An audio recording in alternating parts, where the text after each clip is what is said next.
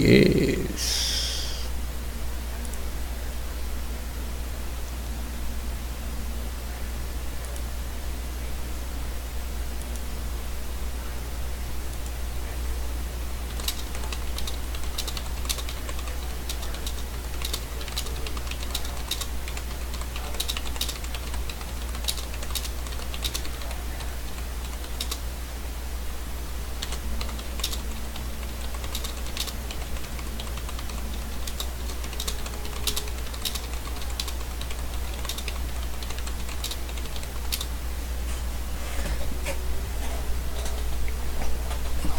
Let's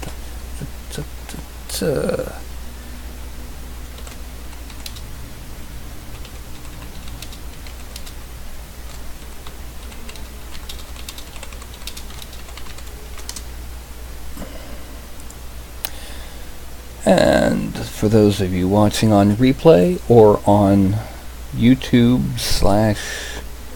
/ whatever, I'd like to thank you for coming in so nice and oily. Or early, not oily, but, trying to make that old school New York type tough guy accent oily. Yeah, nice and oily. New York type tough guy accent oily.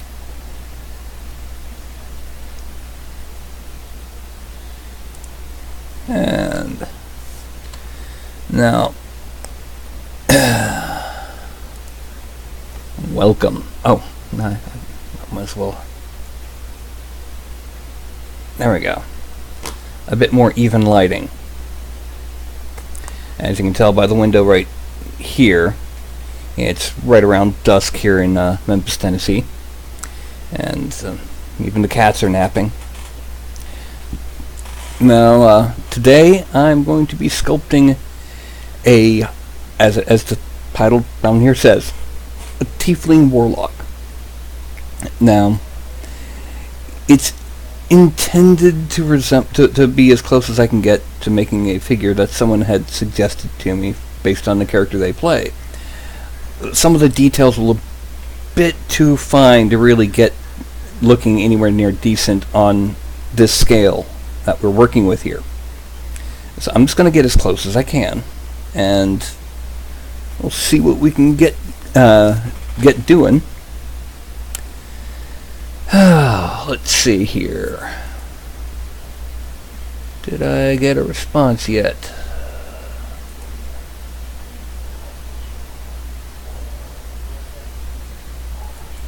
No, I did not. Okay. Well, anyway, we are going to start off by, of all things, making braids. Making braids, you say? Yes, I say, making braids. You see, one of the things that the character mentioned was that they had seaweed braided in the hair. And the player mentioned about the character. And while the details of one of the strands being seaweed would be far too small to really show in a 28mm miniature, I can at least put braids in the hair on this figure. Now the thing is,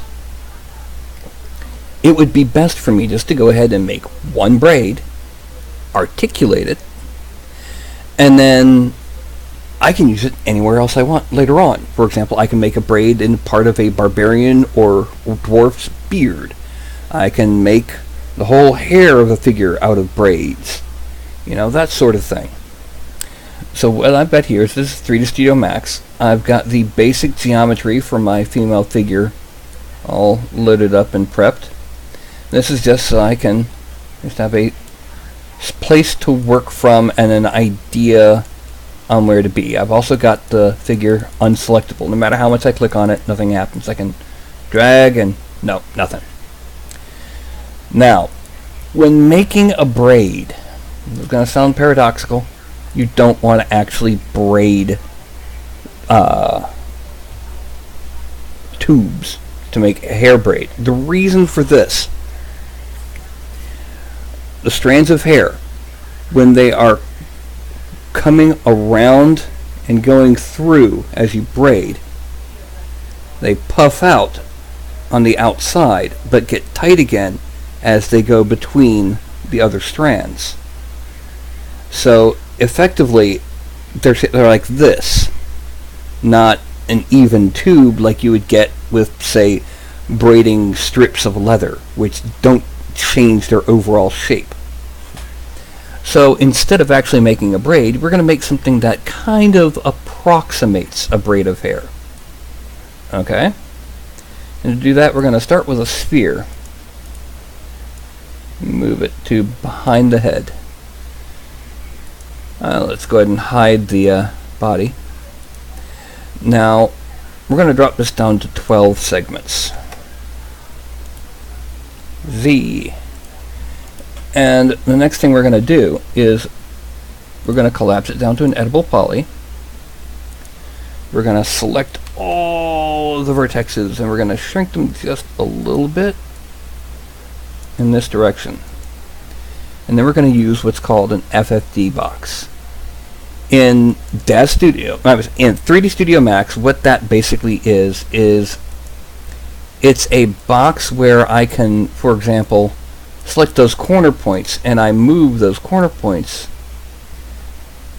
and it has an intense strength the closer you get to those particular points, but it also has a very muted effect on the parts near, and it fades away.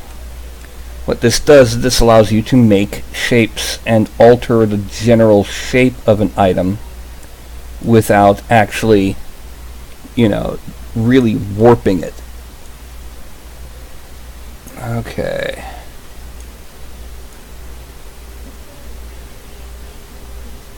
There.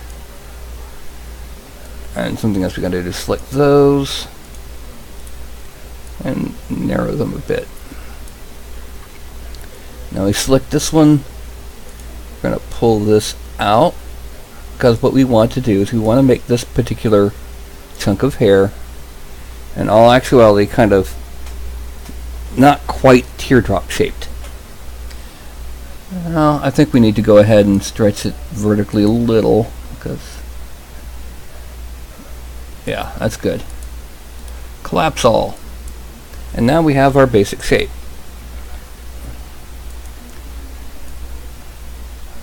Now, another thing that's going to happen, we're going to select all of the points here and bring them down a bit.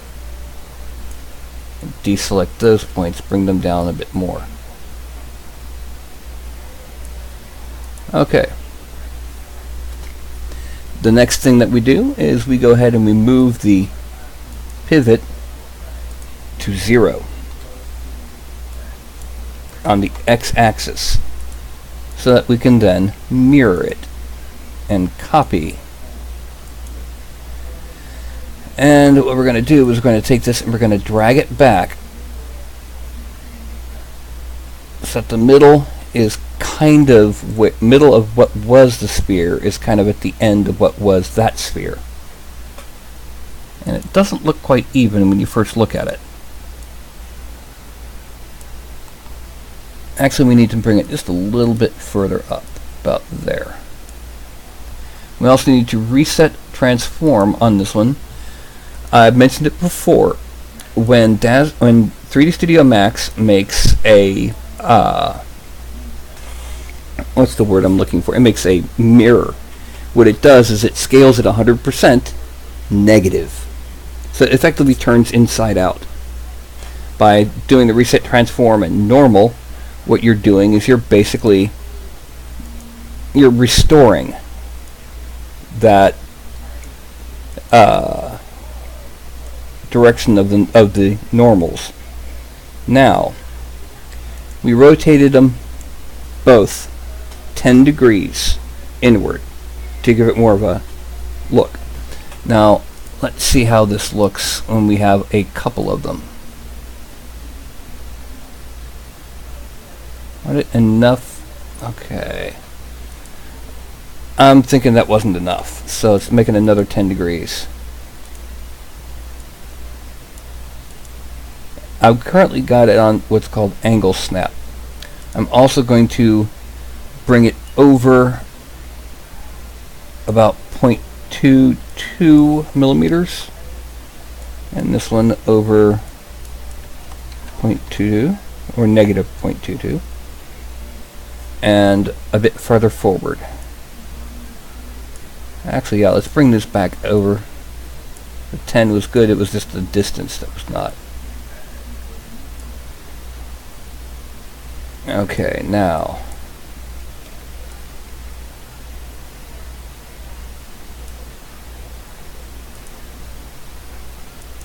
how does this look? No, that's not looking too great. It's not giving the feel that I need. I know why. It's too long. So I'm going to change the scale to local. I'm going to make this Y scale. That would be Y scale of 70. Whoop.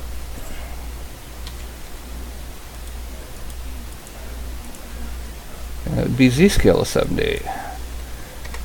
When you make an object in 3D Studio Max, it has a local axis as well as the world axis. No, that does, and sometimes they change.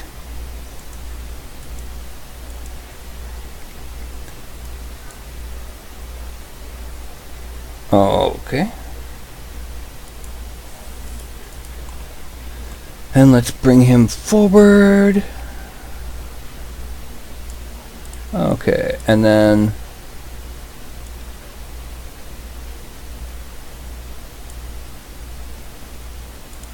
okay, no. This is not looking good. I don't like how that turned out. This is going to be a day of experimenting, folk. It is going to be a day of testing things. I know what I want it to look like. It's classic shape. Oh, duh.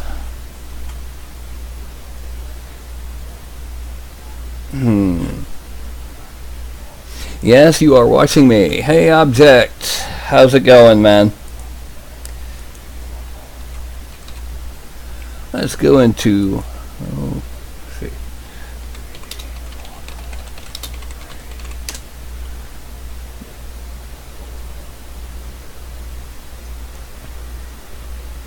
Ah, that's a good way to do it. And that would actually help us doing what we're trying to do. Okay, yeah. Alright, we're completely taking a totally different tack on this now. I have a new plan of attack, you might say. Okay, so what we're going to do, we're going to start off with a box. Box, bit of box, bit of box, box, box, and it's going to be slightly off center. Very long. And this box is going to be 1.3 millimeters length and width. And just to make things easy, let's make it negative 17 height. And we're going to give it height segments of 30. Well, poly. Now, we're going to pull it out. And we're going to hide our basic. Now what's going to happen, the next thing we're going to do, we're going to give it an extra link X and Y, because it's something I should have remembered but forgot. Select them and bring those in. Smooth one, collapse all, and then we're going to twist. Now, what this twist is going to do, we're going to go ahead. Actually, we need to be going the other way. Yeah. We're going to bring this twist until it looks about right for the size of the braids that we're doing.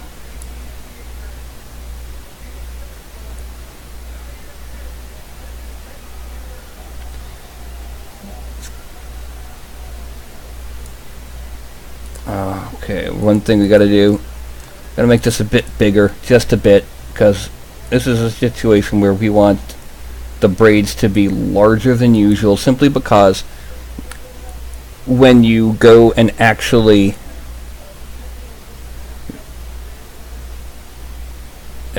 when you go and actually put it on the figure, larger details look more realistic. Okay, now we're going to go ahead and collapse that. Let's zoom it out just a little bit, and if we hit it with a mesh smooth twice, then we hit it with a push and inflate it, this is what we end up with. We're going to collapse that, and then we're going to move the pivot to 0. And then, while here, I'm going to mirror on the X, copy.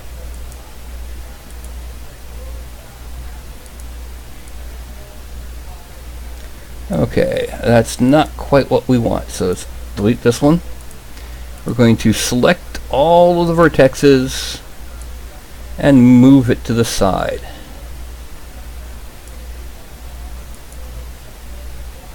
And then instead of... Okay, yeah, that's what we'll do. Instead of duplicating, we'll rotate out... Oh, cancel. We'll rotate out a copy 180 degrees. There. No, we have to mirror it to get it to look right. And mirror. Okay. Alright. And now... Yeah, we need to lengthen both of them.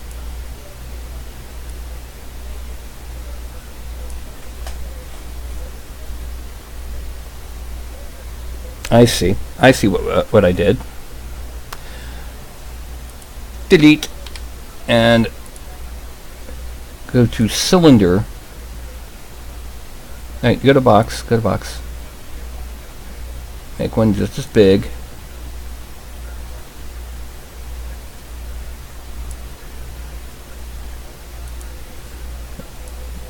Need a 17. And let's make it 3 by 3.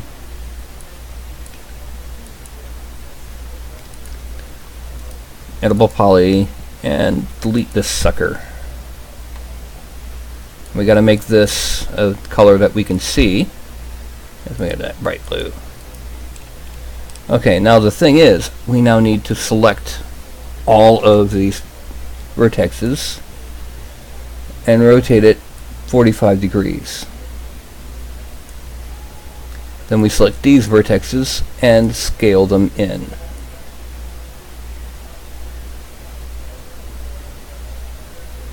Okay. Now we twist and bring it in several times. That should be good. Well, no, it's not good enough. We don't want good enough. We want looks good. Actually, we want a lot more, but we want it a lot longer, or a lot narrower, rather. Because we want this to be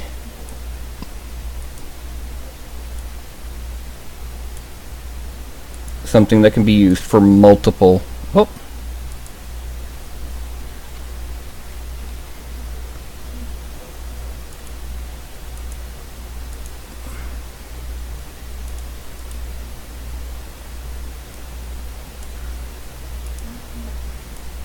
Yeah.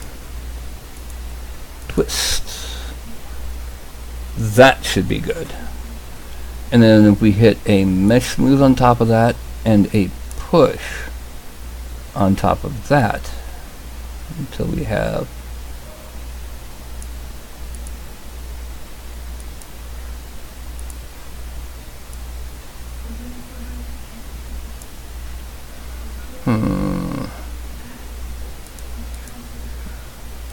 collapse all. I know what we need to do. Let's see if we take these lines, loop them all the way down our spiral, and chamfer them slightly. A 0.1. Okay. Now we'll hit it with a mesh smooth.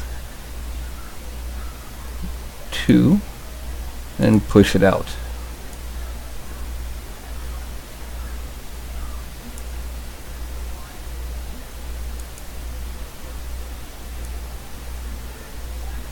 No, we don't want that relax. Okay, collapse all. And we're going to move the pivot to 0. That X pivot. Then we mirror it.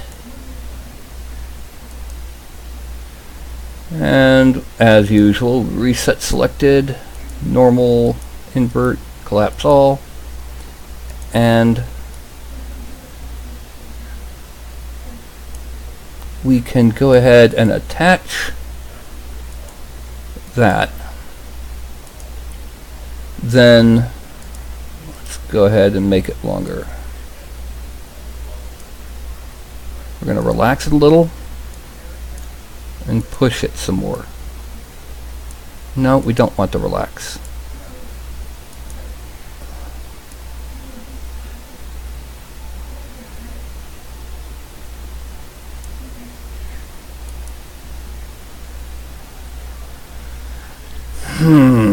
It's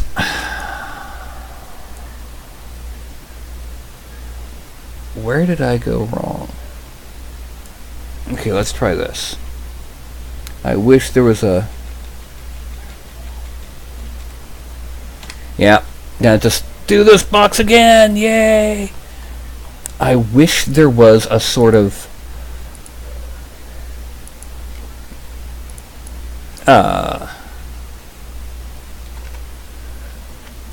like a list of history like there is in Photoshop. I know I shouldn't be collapsing what I do, but I gotten used to it.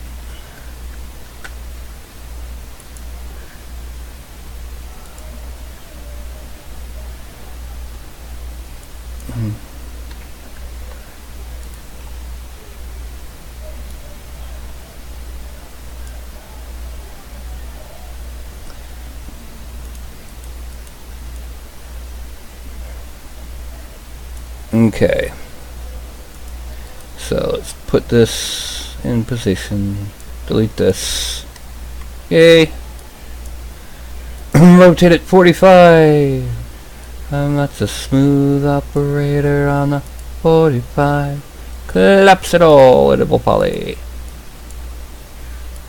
shrink these, we're going to twist it again, but this time nowhere near as much.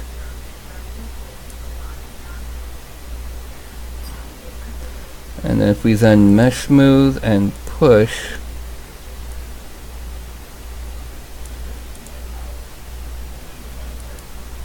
oh,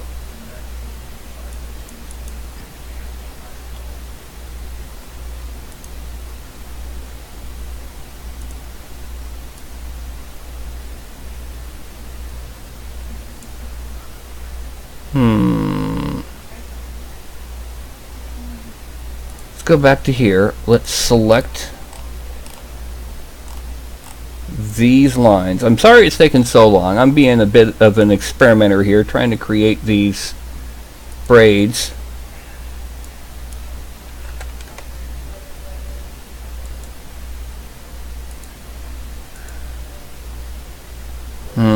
No, that's not good.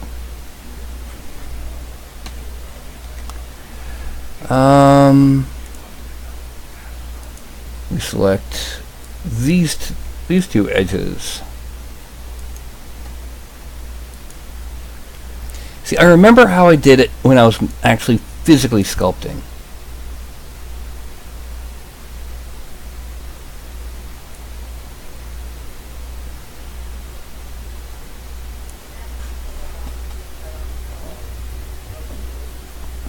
Okay. All right.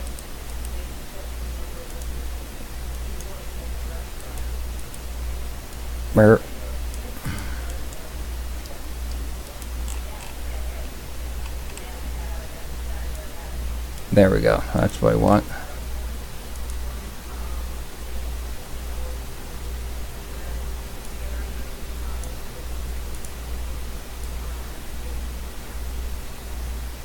Oh, way too many. Could be large enough to be a... I hate the fact that they suddenly have it jump when it reaches the bottom of the screen. It didn't used to.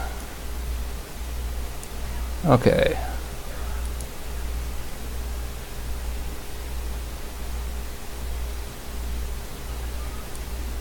Let's turn off isolate display.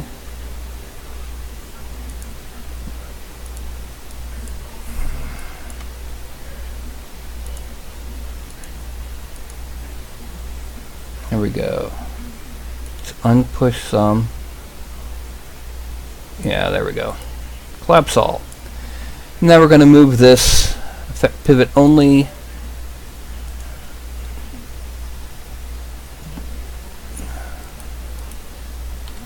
to 0 and mirror it. Oh, I remember one step I was missing. And then move it slightly.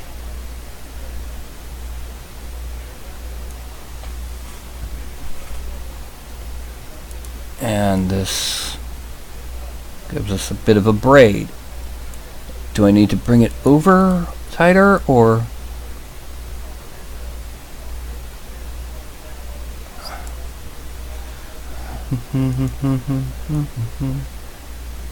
Yeah, there, that's it. That's our braid.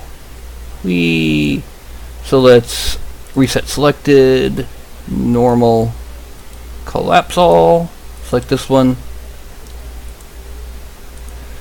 attach this one, and now one last thing we're going to do is we're going to once again add in that FFD box. Yeah, I know. Oh. I forgot, this has to be reset also because it was rotated. And we got to reset the axes. Alright, so FFD. The reason for this one is because we want to make this side smaller and make it start to get narrower towards the end. Because braids do that, because hair does that. Collapse all. Alright, now the next thing is we're taking this into ZBrush. Oh, a couple other things we need to add first. Near the end, we need a little tie. So we're going to make a cylinder.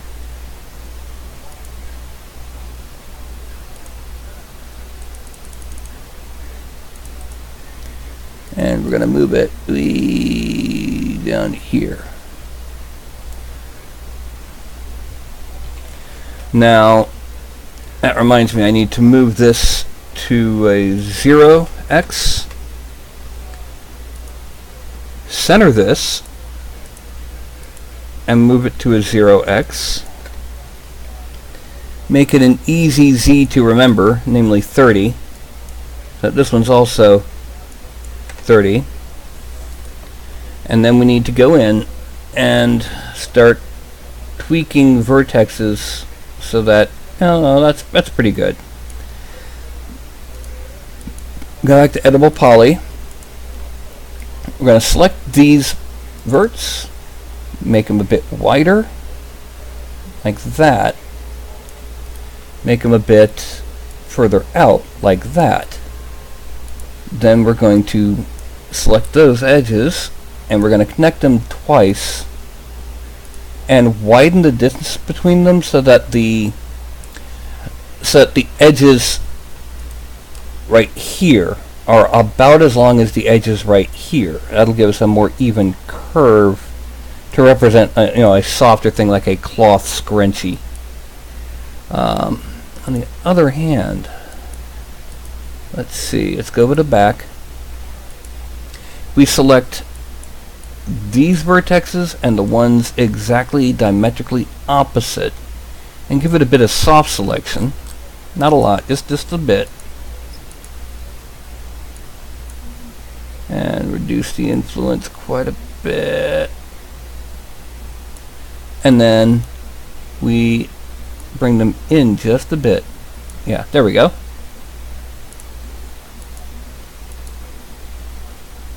And we mesh smooth it just once. Collapse all. Now we have this as our little guide of what's what, but we're going to make another sphere. And what we're going to make in this sphere, or make out of this sphere, is that little poof of hair at the end. So we come down here. We just want to make sure that it's the edge is in there. And then we're going to convert it to editable poly.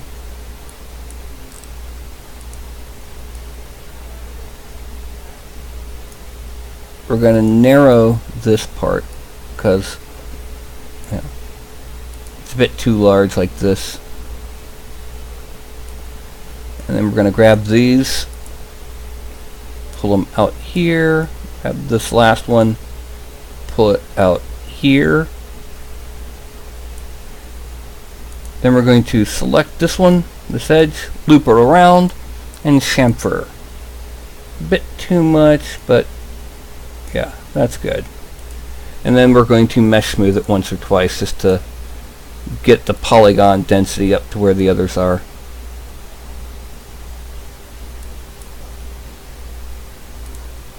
Collapse all. Now we have our basic braid. Now what we got to do is we got to make this articulated. So I'm going to select it all. I'm going to export it. You can't see these dialogues, I know, I'm sorry. Export it OBJ format.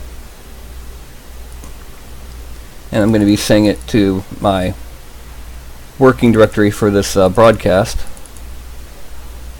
Yes, I have a working directory for the broadcasts. Actually, no, I'm going to send it to the working directory for the figure as a whole.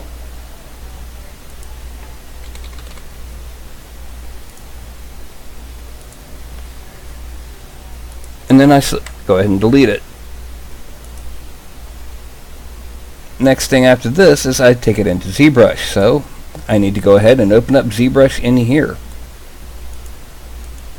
There it is. Magic. And right now, all I've got is this little star. This is the default poly mesh. So I'm going to import the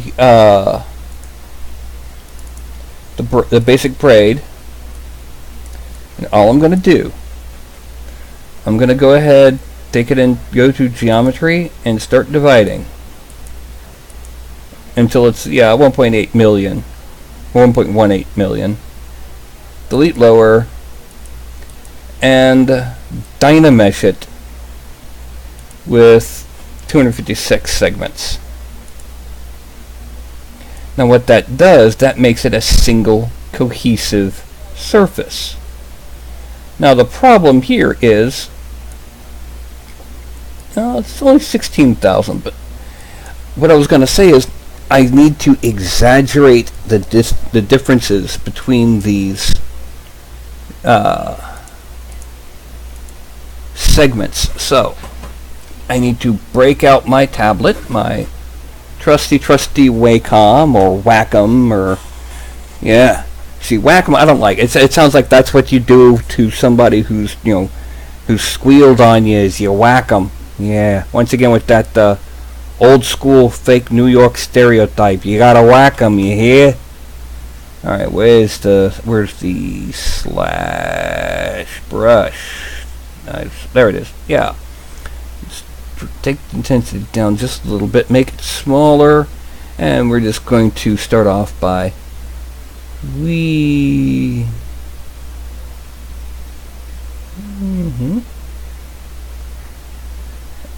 then we're gonna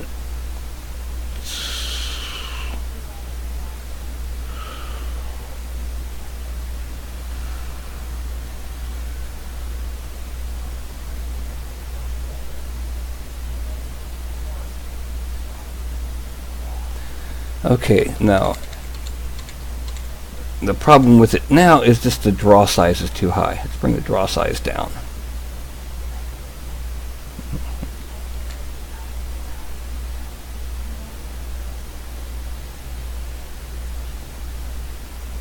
Oh, I know something. Another problem I forgot. I forgot to set the brushes to auto mask back faces. Yeah, we don't want the back faces to be affected by what we're doing, because that could result in bad stuff. By sharpening the differences here, what we're doing is we're making it more obvious when it comes time to actually sculpt the figure, and it'll make it easier on a paint job too.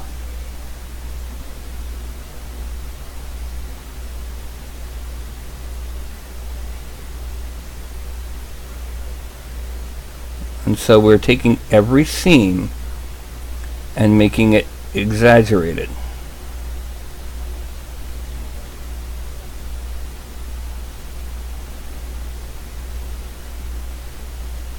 And we're going down the sides, and we're coming down the division here.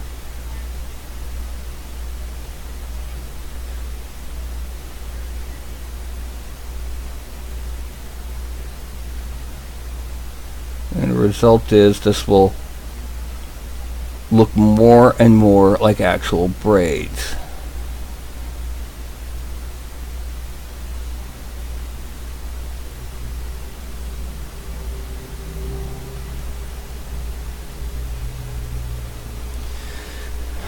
Okay. Now this comes out over here. We're going to start on this side over here. Because see, in reality, actual braids tend to be a bit more chaotic than this, but this is going to be neat enough for government work.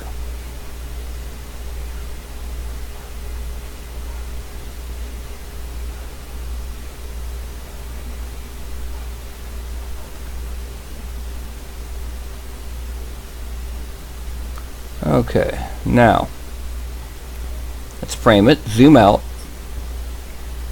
Yeah, that's looking pretty good for braids. Now we're going to inflate it. Why? Because it'll look better.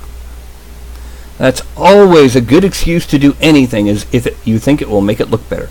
I'm going to do it slowly. Yeah, there we go. Now, next thing we do, we know it is polymeshed. It's a single surface. But what we're going to do now is we're going to go to geometry. We're going to turn off Dynamesh, make sure there's no additional subdivisions, and we're going to Z-remesher. We're going to pump up the adaptive size, pump down the curve strength, pump down the target polygon count, hit Z-remesh, and what it's going to do, it's going to retopologize. It's going to use those sharp edges that we just made in that braid as a guide. It's going to use those as a guide for actually following to make the braid lower than 260,000 polygons. And the end result that we get on these settings, because we can always go back and change those settings,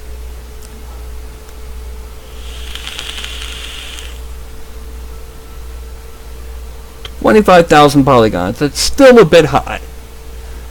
Hit Control Z. We didn't see any distortion, so let's drop the polygon target polygon from 3.5 to 1 and hit Z-remesher. This will not get us from 25 to 10, but it might get us to 15. It won't get us to 1/3. It'll get us to like 2/3 maybe, unless it decides that it just has to have more polygons there at those edges.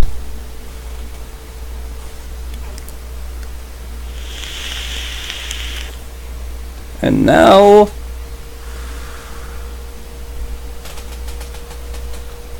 $12,9. That's good enough for government work, and it's looking good. It's looking like a braid and not like a twisted tube or a pair of twisted tubes, which is what it started life as. And we're going to export that back out.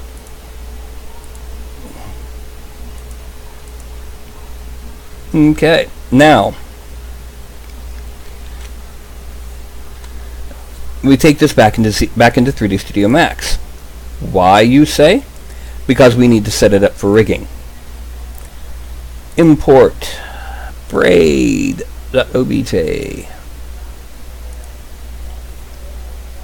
And now the thing is, what we're going to do for this, we basically have to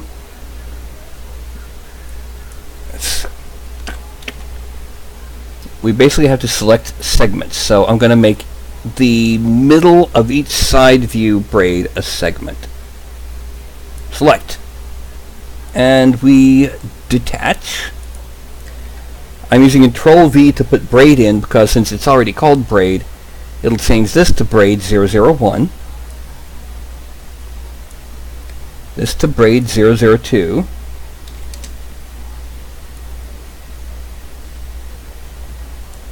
Three. Actually, I accidentally hit Control C, so Control V, braid. And we do this down each of these segments.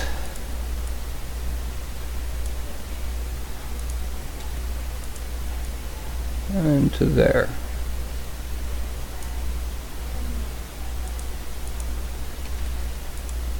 Now, this last one is still called braid, so we look at the one before it. That's braid 006. So this will be braid 007. Now, I select them all. I export them back out, but this time into the clothes section as hair braid.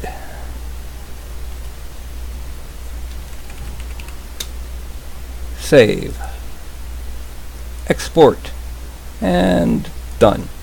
And then I just go ahead and delete it, and we're going to go and move out of here.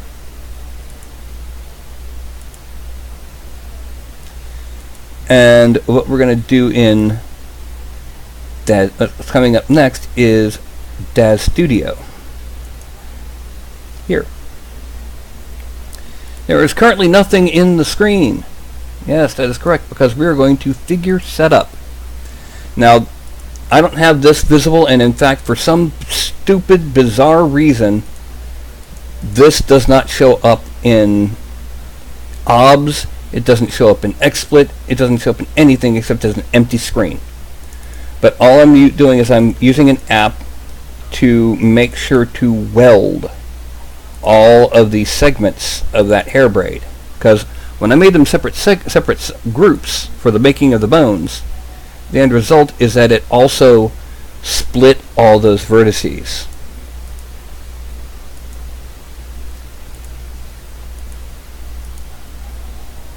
And let's make sure it worked. Okay, looks like it worked. Save. Okay. That just welds the vertexes. Now, over here where it says geometry list, geometry ID, I'm going to be adding geometry, and that geometry will be the basic shape of these of braids. And it loads in as hair braid. I drag it over here to geometry. And one of the things it does is it depends at the end of the label how many polygons it has. I don't need that on the screen, so I just delete that.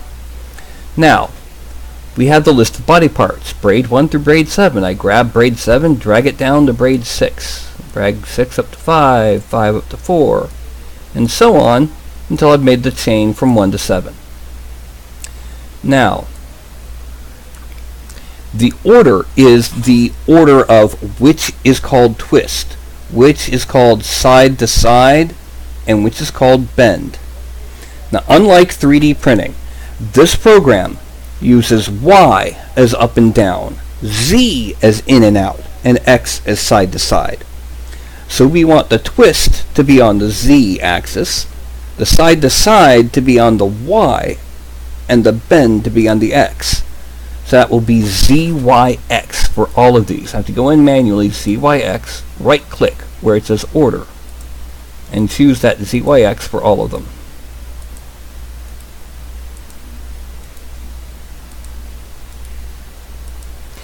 And then I hit create. And here we have it, our itty bitty basic braid. Now if I look at the side view and I turn on the bones, yeah, they all look good because this is a very simple linear item. I don't have to mess with the bone structure at all. Not a bit. Now I'm going to expand it. Expand all. I'm going to select on just one of the random parts. I go to Tool Settings and select X. I'm in mapping. It's not showing me a map, so what I do is I go in, weight editing, fill by bone selection groups, and now it's completely red. That's a problem, because that means that when I bend it, instead of bending smooth, it's going to be a sharp, jerky bend that might stretch and wrinkle and do all sorts of nasty things. So I'm going to select all polygons and weight editing, smooth selected, let's say about 4 times.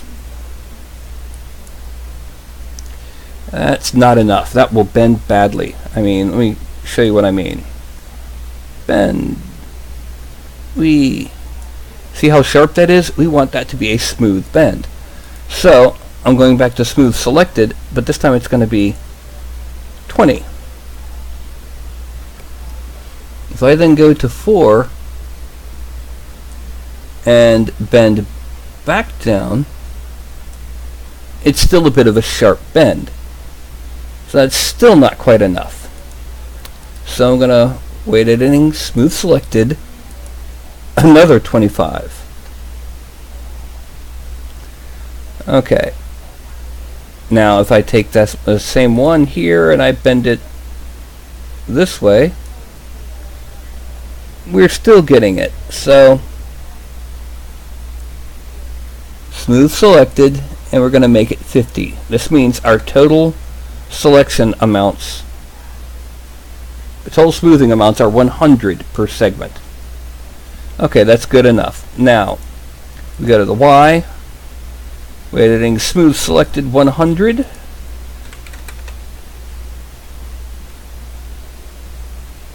It's going to take a few to do it.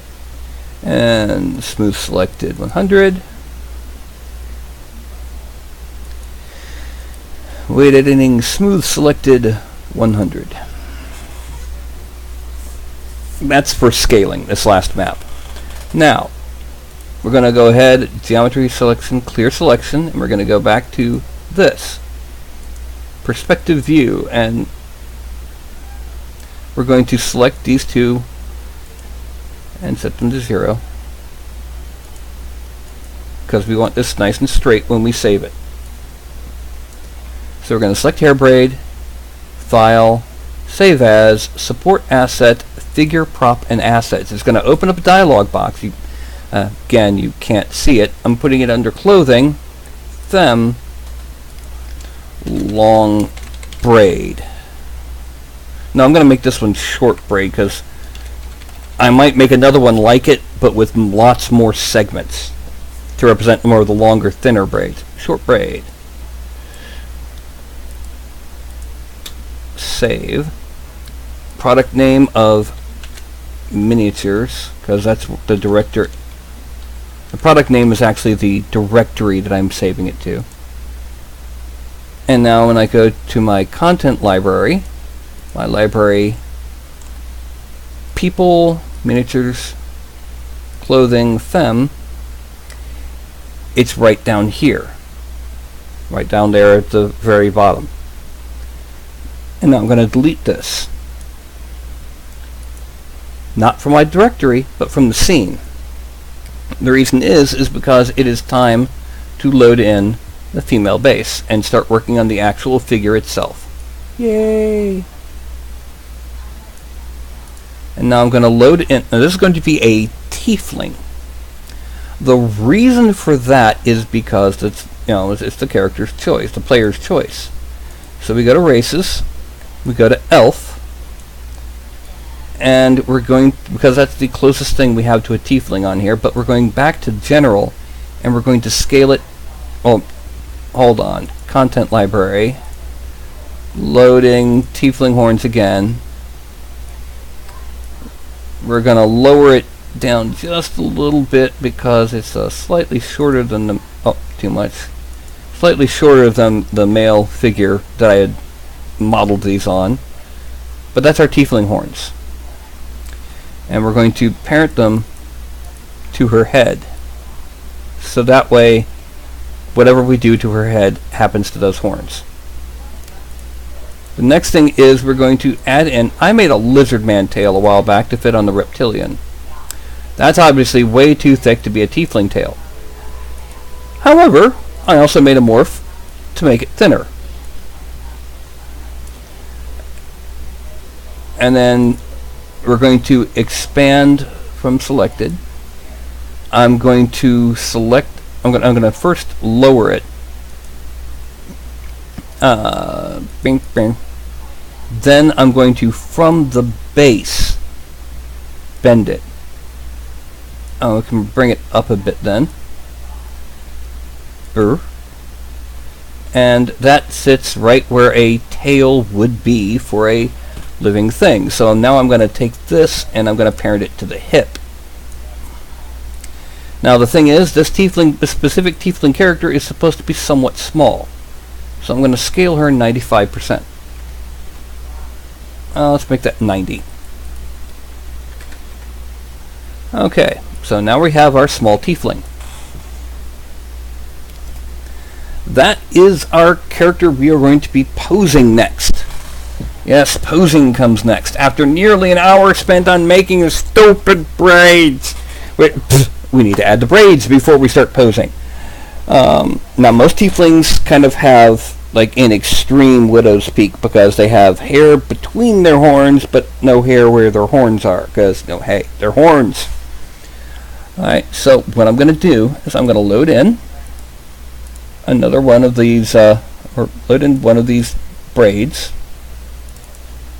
It's way too huge for what we need it, so we're just going to scale it down. We're going to raise it up. And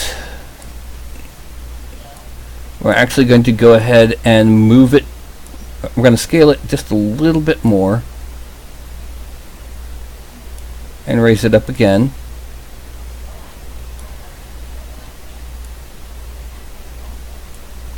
We're going to X-translate it over just a bit. Oh, too much.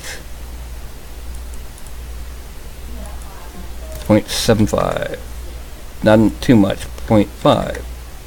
We're going to Z-translate it forward. Now we're going to take the base, we're going to bend it like that, and then start lowering it ever so slightly until it's touching the head. Yeah. Actually, I think we can bring that scale up just a little. And we're going to Y-translate it.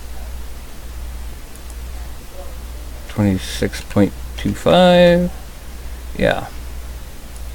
Now, we're going to make a second braid and load it in.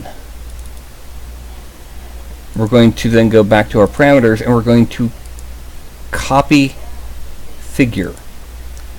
Select this second one, paste to figure, and then change the X-translate to a negative 0.5. So now we have two of them. And then we're just going to kind of pose them so that they look decently. So both of these will be expand from selected. This gives us the whole chain from braid 1 through braid 7. Now for this one, I'm going to go ahead, braid 2 and 3 are going to twist. A little like that. Because they're going to be maneuvering around the horn. 38.36. Negative 38.36. There. This way we can actually have the braids be more clear. Now they will not touch the head once they leave the scalp. The reason for this, actually, we need to X-rotate that even more. 50. And this one 50. Now the reason for this is we want this to go partially into the scalp. Yeah, 25.5, that's good.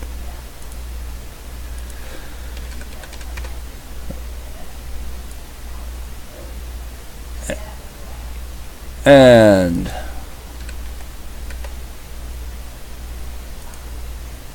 negative 0.4. Yeah. Now let's start here. 2 and 3 are going to bend. Well, 2 and 3. I forgot to select all. We're going to bend them back.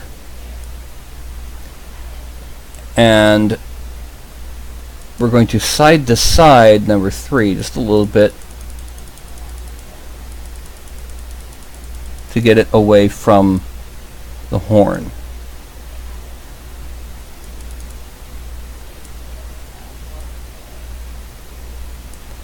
And we're going to have to unbend. Yeah, there we go. And that's negative 21 and 16.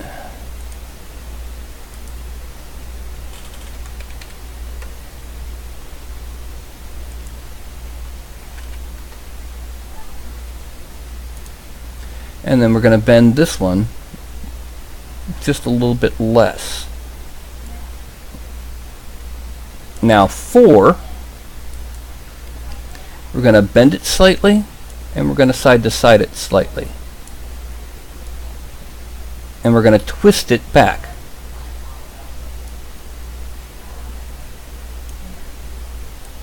Yeah. Now what this will do, we're going to put another couple of these underneath where the horns are, but then we're going to sculpt out regular hair underneath later. Alright, and then 5 and 6 are going to simply X-bend slightly, easy. But 7, the last little tip, is going to bend back out and side to side. That's going to give it more of a poof look. Alright, so now we go back to the other one, and once again with 4, we're going to twist it back. And we're going to bend and side to side. We're going to bend not quite as much because we don't want it to be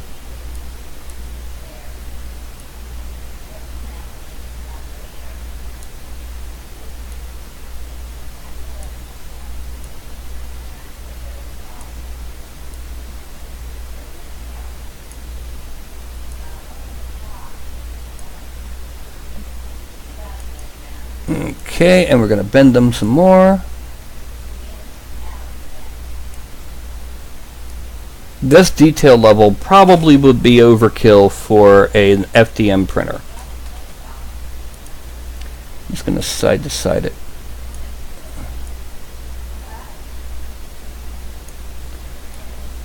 Okay, it's got a couple braids going down the back of the head.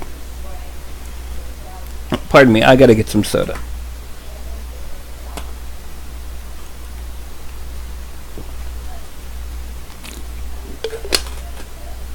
Alright, now we're going to take these hair braids and we're going to parent them to the head. And we can go ahead and close these hair braid geometries. Now we're going to load in another hair braid. Yes, I know, that's several braids. And once again, we're going to scale it down. We're going to raise it up so we can see. That's a bit too...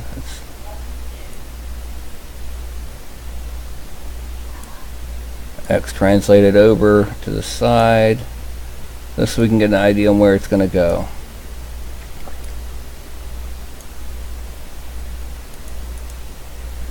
Okay, now this one is a bigger braid. It's a very large braid. We're going to go up on top view. We're going to zoom in. We're going to make the horns invisible because I am going to move this into place manually. And there. Make the horns visible again. And go back to our perspective view, and it's too high, but it's in the right position otherwise. Oh, let's say 22.9. A little bit more, 22.7. There we go. And then expand from selected. Select braid 1, and we're going to rotate it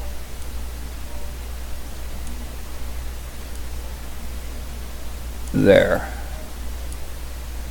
And we're going to twist it a little bit. And now braids 2 and 3, we're going to bend it slightly. Oh, yeah. And side to side it slightly. Braids 4 and 5, we're going to bend and side to side. Now, that's still too much, so we're going to take braid 2. We're going to take away some of the bend. 4, 5, 6, 7, 8, 9, 10. And some of the side to side. Now we're going to, as we did before, we're going to copy the figure. Now we're going to load in another braid. In this braid, we're going to paste the figure, and the first thing we do is we change that X translate from a negative to a positive. Now we need to symmetry, trunk nodes, mirror across y-axis, direction swap left and right. Okay. No, it didn't. So what we're going to have to do is every single bit of side to side is going to need to be swapped. Oh. Expand from selected. You see, X and Y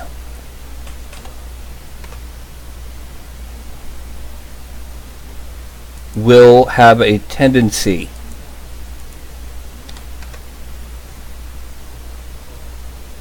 wait a minute.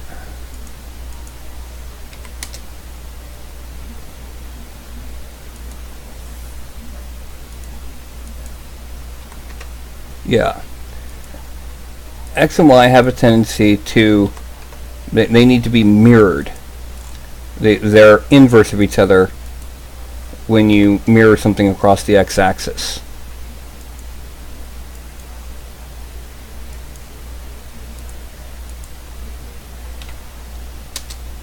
There. And now we have our two basic braids. We're going to get back to those braids after we pose the full figure. Just like we're going to add in additional hair once we get into the sculpting. We've got a braid down the back of each side. Now, there's one other thing that she needs. She's a warlock. Therefore, let's parent these to the head again. Since she's a warlock, she needs spells. Now, the problem is, I've noticed a lot of the spells that I made, is that they tend to be more, well, they're long. They take up space in the miniature case, or in one particular case, they take up a lot of space. You know, that shield spell. You got to get yourself a very specific place for that in your miniatures case. So I decided, what about that, classic scene of the spellcaster, like Skyrim? You've readied 2 fireball spells. There is fire crackling in your hands, but it isn't launching off yet. And so I figured, why not do something like that? So I created what I'm calling uncast spells. Now, as with the weapons, I've noticed that, when I try to load them into a female figure, well, it's got the problem of her hands are from a shorter person's height. So I had to come back here and kind of manipulate them a little bit, since I had originally made these to load in on the male figure. But either way, she now has uncast spells in her hands. And it's now time to start posing her. Actually, I think we can get away if we take this jointed base female. Let's go ahead and drop the elf a little bit.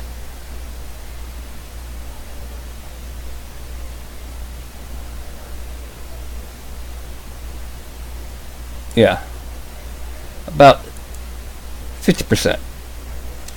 Enough for the ears to be different than normal. Enough for the eyes to be angled, but not so much that she turns into an elfy woman. Okay, so here we are. Now, time for posing, and I've said this many times. Never have the line of the hips and the line of the shoulders be parallel to each other or the ground. We're going to actually, let's see, yeah, it's going to be a bend forward and a slight bend to one side. Which side? I do this from time to time. I'll take the pose I'm planning, and I'll see what direction, what angle my body's taking. Okay, so forward and tilted towards the angle of the foot that I want to the side. Got it. Okay.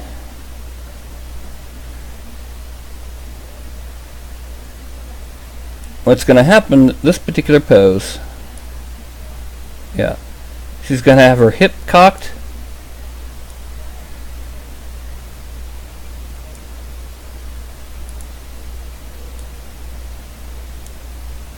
and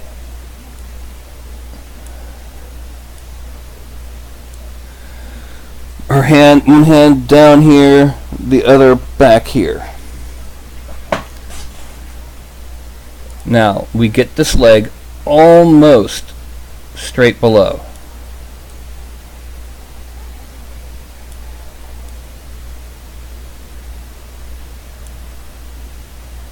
This leg.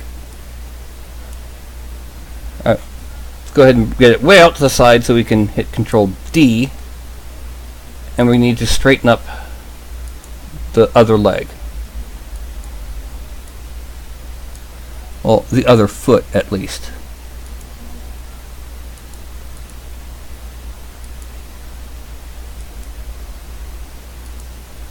Alright, so let's twist it just a little. Twist it just a little bit. Bend. And it's mostly flat. Control D to drop it. And now we have, well, that's too much of a twist. We want the foot flat. There.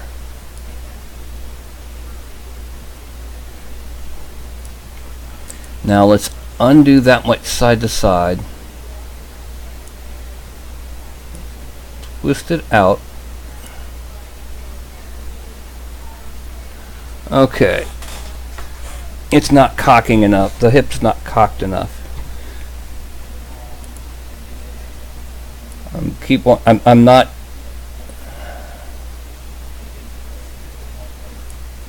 Yeah, I keep underselling the pose, which is something I don't need to do.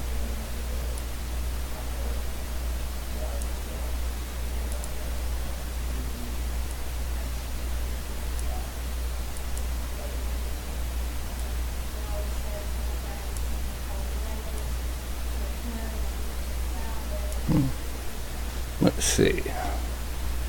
Twist towards that side.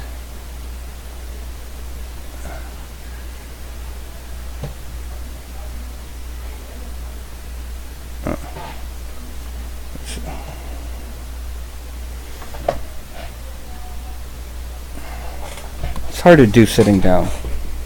Okay, so it's cocked like that. It's actually Oh. It's bending forward. So then... Okay.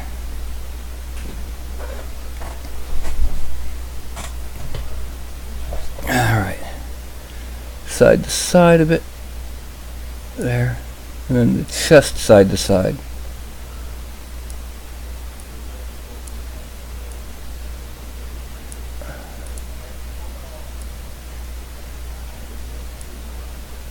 Okay.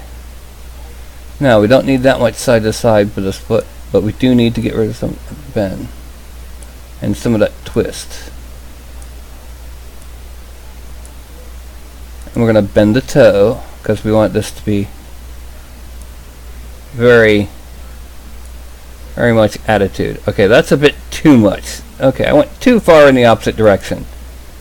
Okay, so that's negative 23. Yeah.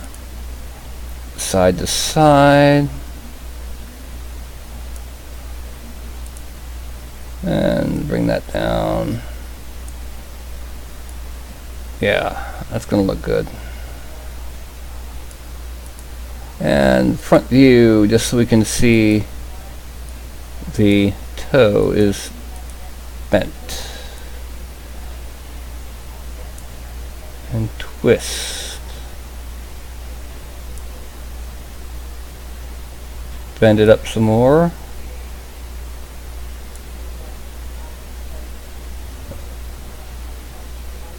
And there. And let's bring this in just 1 more degree.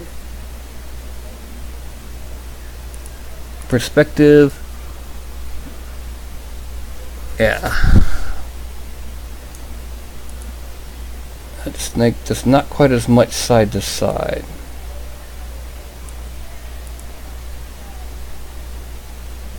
A bit more. Actually, we want to take this not as much side to side.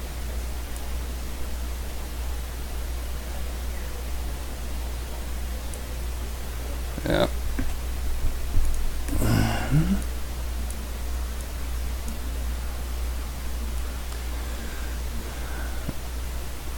Now we're going to fix that little divot when it comes time to actually sculpt. Okay, so this hand is going to be almost out with the palm up. So it's going to be side to side, forward a little, twist a little.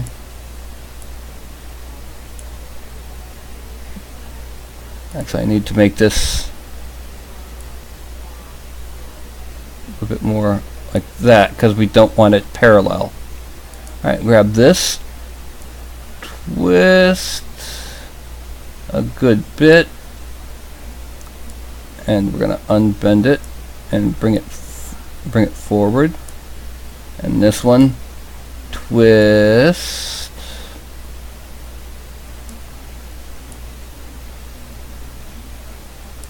and the wrist, twist, bend.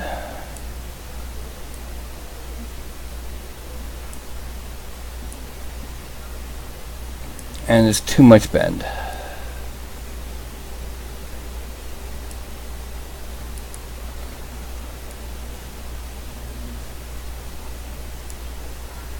In fact, yeah, let's...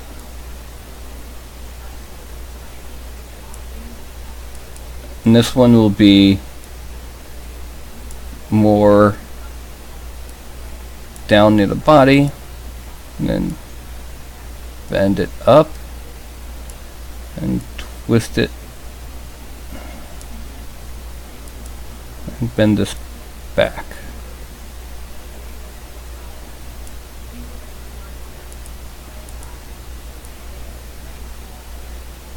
Okay, let's unbend this arm. It needs to be straight. And bend the hand.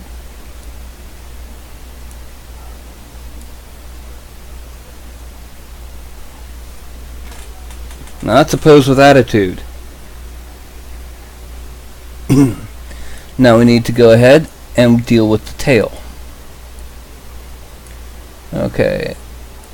So we're going to select that base of the tail. We're going to bend it or side to side a bit more.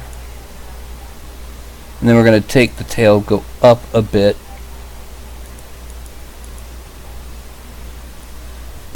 Then, starting with number 2, it's going to bend a bit down also.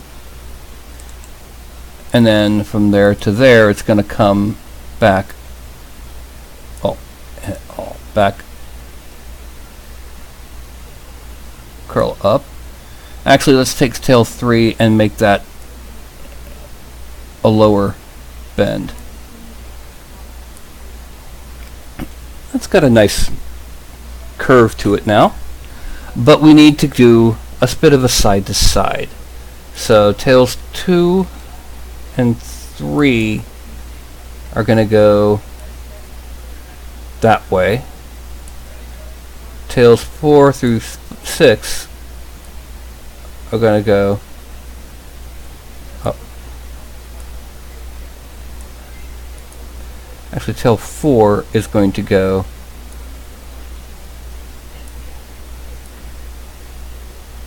that way.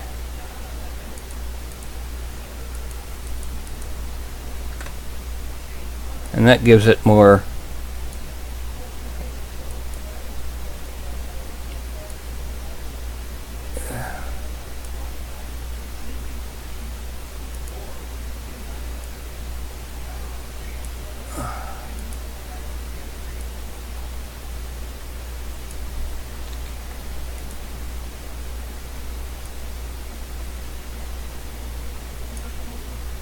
and we're just getting around and playing.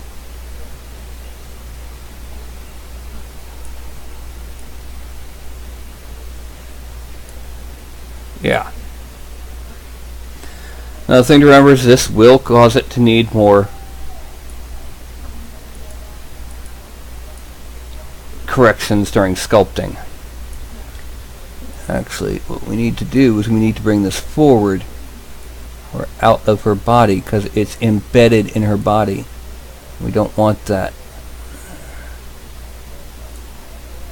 Yeah. There we go. That's a pretty good position. That is our base pose for the Tiefling Warlock. Yay! It took longer than usual because we had some other things going on.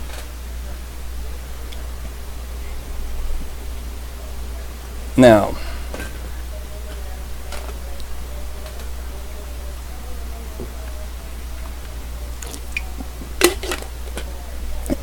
comes time to save it as various chunks. Excuse me. Okay, so first things first, we're going to save it with no props.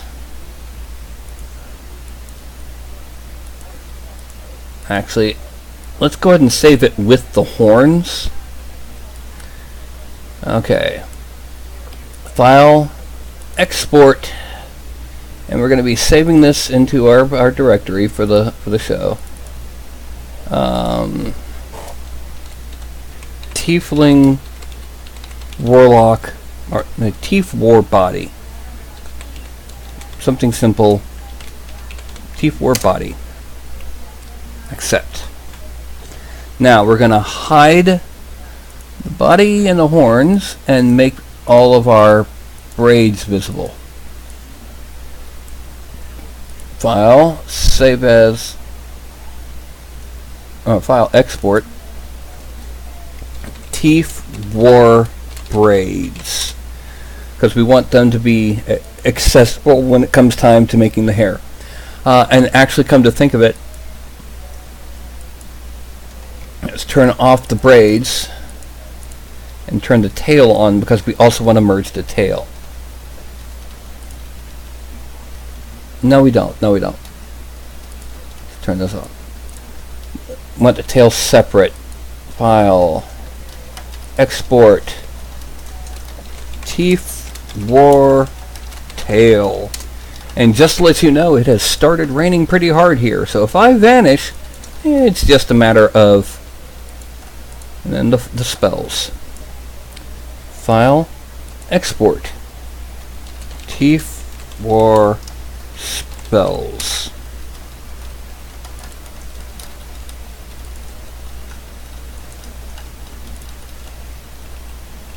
Okay.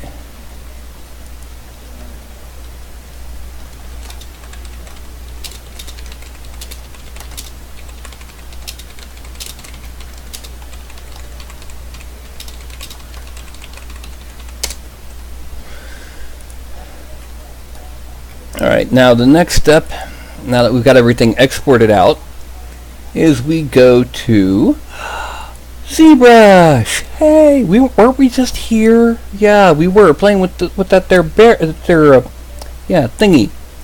Well, the first thing we do is we're going to document new document,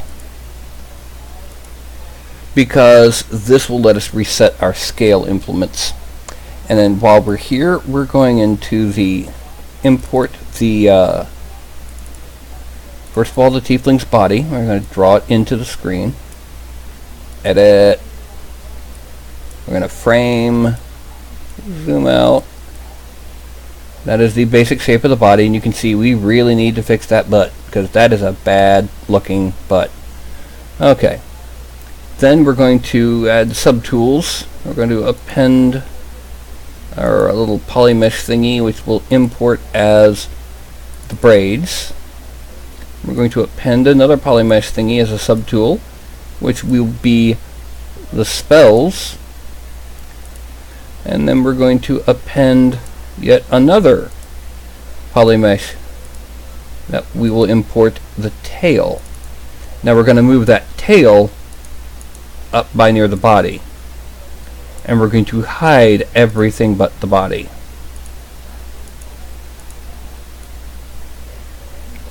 And before I even get to topologizing the body, I have got to fix that buttocks and that right elbow. The joint blendings on the female figure aren't quite as good as they are in the male. Alright, now first things first, I'm going to use a smooth to try and pull some of this out, and to even it out. And the same thing goes over here. No, that won't work. We're going to a standard. Let's make sure we have our lazy mouse off and bring that standard way low. We're going to pull out the elbow here. This will have to wait until we get what we're doing done. But anyway, now I'm going to pull out the butt.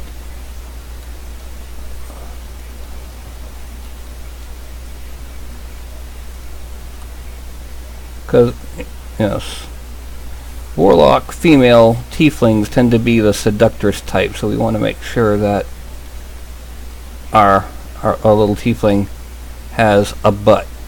I also want to try and take advantage of that little portion up there.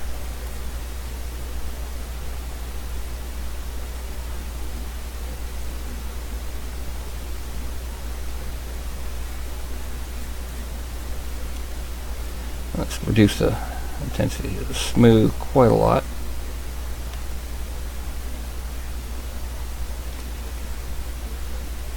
Let's smooth off that part of the hip, because we want it to be nice and smexy, not, you know. Frame. Now let's go ahead and turn on the tail. Yeah. We can see we still need to expand that butt.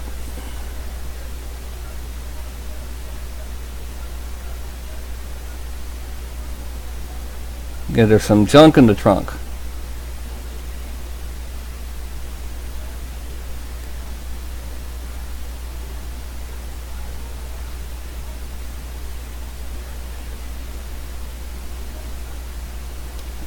And we need to hide that tail so we can make sure to even out in between. We don't need to worry about what's the word I'm looking for? plumber crack because it's got that tail between. And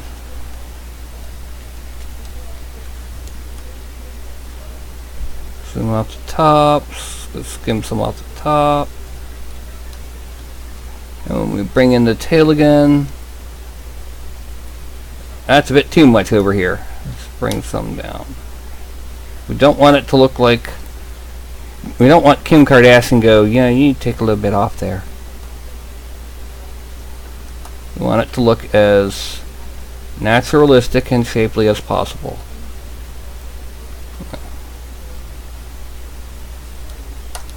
And that means we also need to deal with her breasts.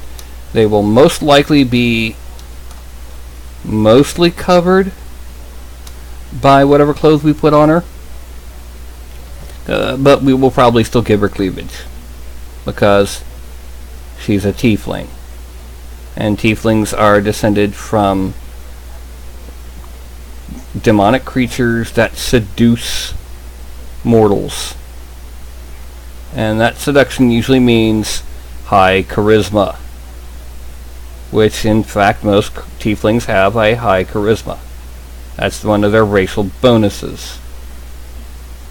So we're going to slowly enlarge her upper torso.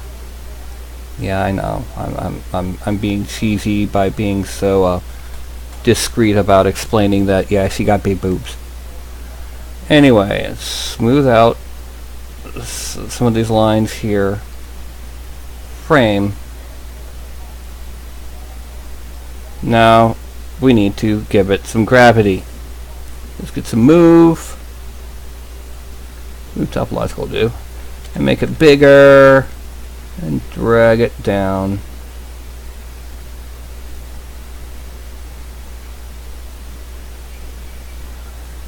And then we also need to bring this in. Let's bring this back. Because it's a bit too. And smooth it.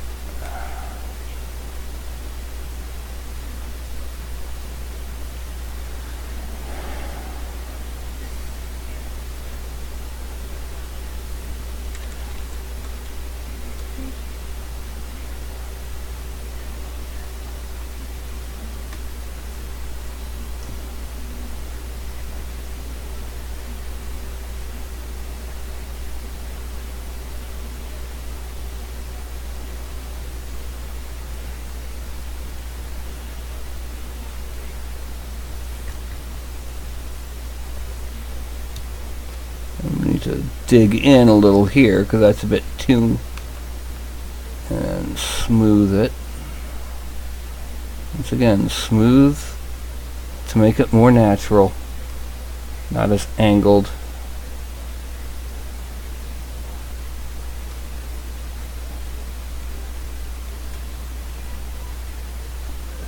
Okay, for the most part, this is a decent looking figure. Alright, basic pose. Yay! Now, everything's subdivided. We want to make sure it's got a smooth surface before we get to the Z remesher. 2, 3. 1.3 million. Delete lower. Subtool tail. Because we're going to be blending the tail in when we do this too. Divide. Divide. Divide. 264,000. That's good enough. And now we are going to merge down. Okay. And now it's one subtool, which means it's time to go to Dynamesh, 0 blur, and 768 resolution, because we've got more detailed geometry than we're used to. Now, we don't have a spot we need to worry about to blend in on the tail because it's going to be poking through the pants anyway. We have a spot on the breast that seems to be catching weird highlights. Yeah. That's a weird lump on the breast. Yeah. We're sorry, Miss Seductress, but you've got a lump in your breast.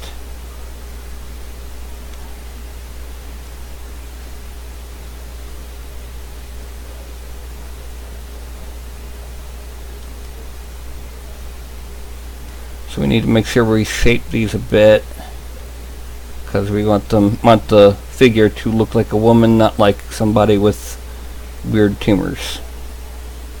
This is probably one of the hardest things for a guy to get looking right.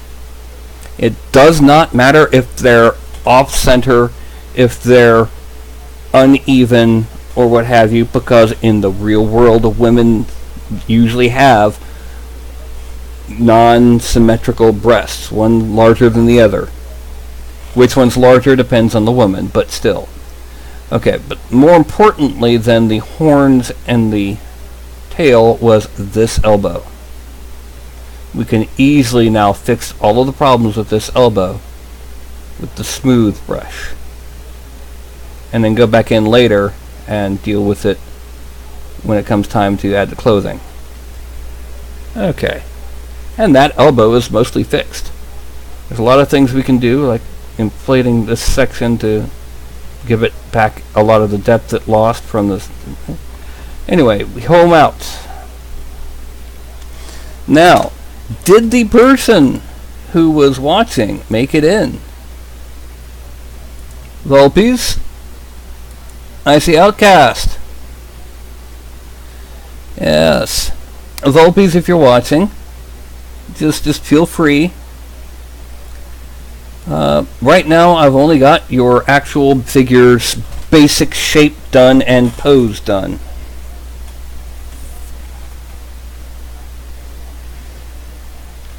I have not started any major detailing.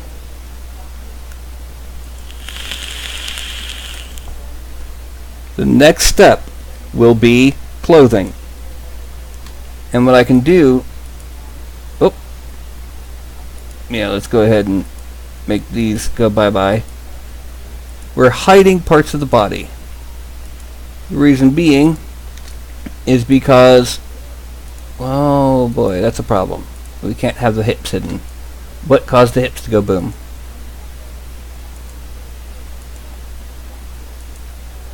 Okay. We can deal with that because we can sculpt around that. No, we want it in place because we're not going to be worried. Okay.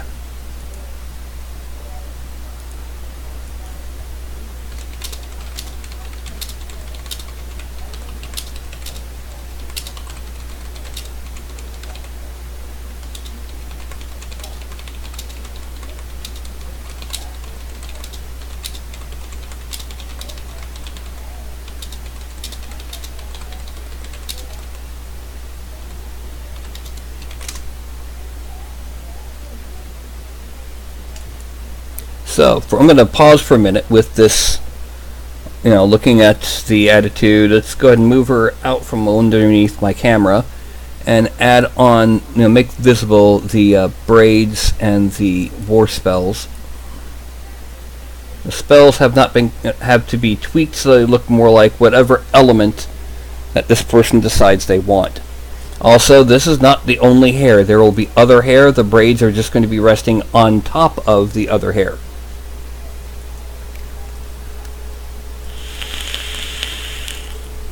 So,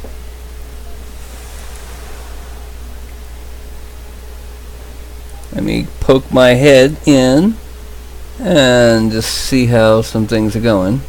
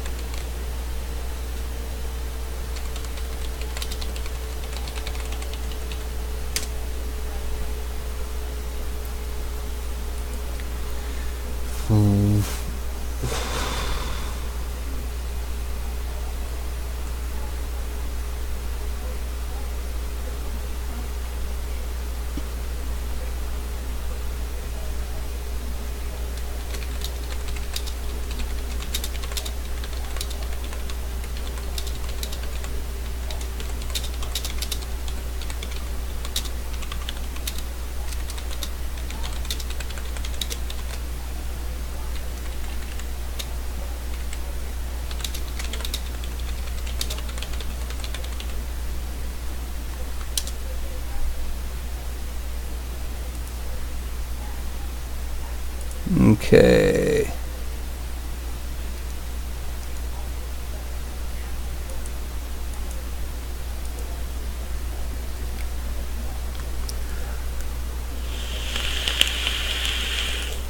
Waiting to see if there's any comments from the person.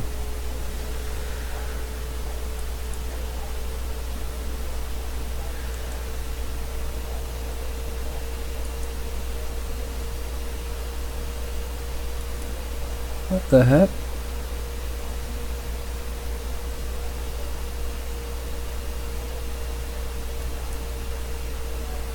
Okay. We know that the character is wearing what's effectively leather clothing. Leather armor with rank marks, just without the unit insignias. Well, the problem is leather armor could be almost anything. Because real world, there was very little very little leather armor. Leather was usually used as a backing for other armors, like scale, but almost never by itself. So, the question is it leather armor that mimics the design of plate? Is it leather armor that is just mimics the design of clothing and just is really stiff, or is it soft and studded? Because studded leather is usually represented as being studded soft leather, like doe hide, where it relies more on resistance to slashing than resistance to the impact that bull hide would have.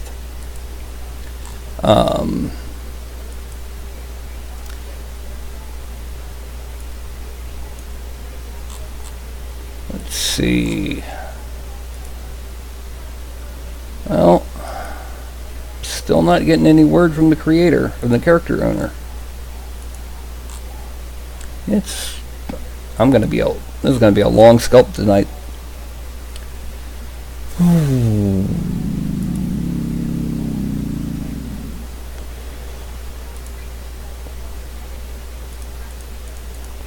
Anyway, so as we are now kind of just waiting, I think I'm going to go ahead and just start adding on. Some bits will be done like clothing, like the shirt. Others will be done and just start adding on.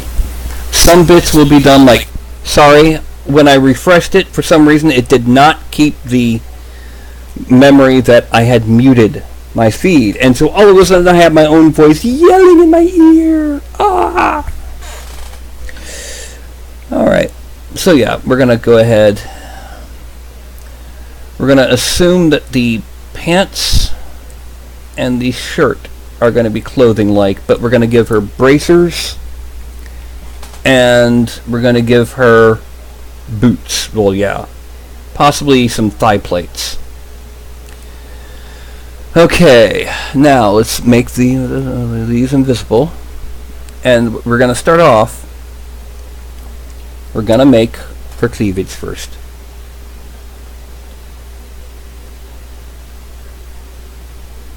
Oh, I know, I forgot that one. Okay. Yeah, there we go. Now, I'm going to start on the shoulder and come down to there. I'll start on this shoulder. Whoop. And come down to there.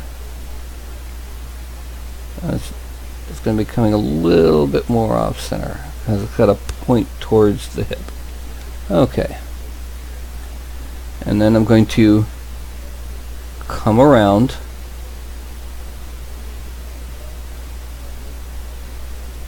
Actually, yeah, that's what I'll do. I'll give her a high stock collar, considering that her head is clearly visible here. Goes up half her neck. And the neck was nice and open, unlike on many poses that I've given other figures. And the cleavage will begin from here. Yeah.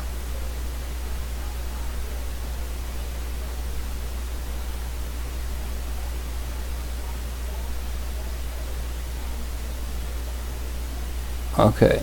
And then for the sake of dealing with the underboob, because we're going to need to actually close off that underboob, I'm going to cover the whole boob with this. And what's going to end up happening is we're going to be smoothing that out to represent the fact that leather doesn't follow your boob. You know, clothing kind of hangs for gravity.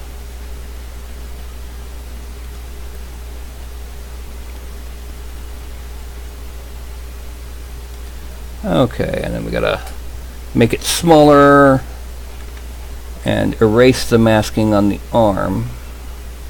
Give it a nice sharp line here and one here, and close it off. Now what we're going to do with this is going to be an edge. We're going to extract this out. Actually, let's give her a little bit more of a collar.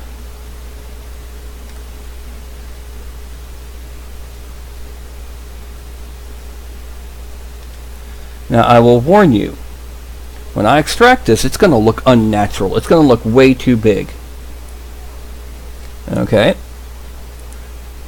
Because what looks right on a miniature looks way too thick on regular scale that we're used to seeing. And we're going to accept that, undo that. We're going to go back to the body and undo the masking we did there. Now here,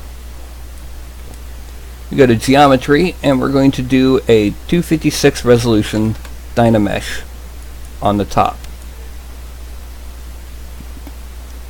And what's going to happen next is we're going to first, using a larger brush than we had been, we're going to move, not move topological, move the bits of clothing from here further into the body, because we don't want to have a seam here. It's going to end up being blurred into the rest of the body. So by doing this, when it comes time, we will have a much easier time of blurring it into the main body. That includes back here.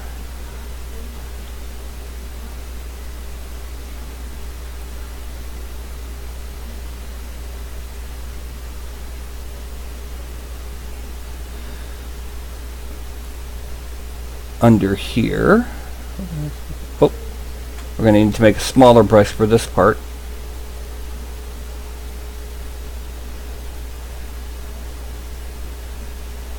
I think that this makes the boobs look even bigger than they should be, but it's not going to be as bad as it seems once you actually get down to the figure. Because everything is bigger in scale. Hands are bigger, faces are bigger. Yes, boobs are bigger.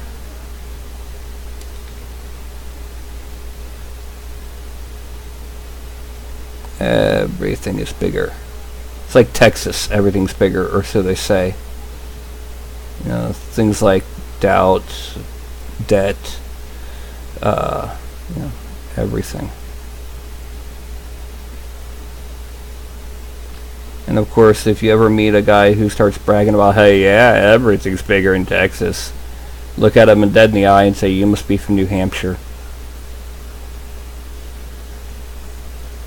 I actually heard that one pulled, of all places, in the U.S. Marine Corps NCO club. It was hilariously awesome. Everyone died. It was just ridiculously awesome.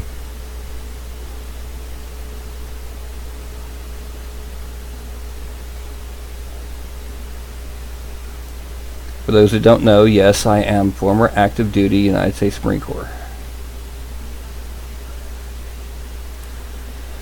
Okay, bring this down, and now it's time to bring the back of the collar down.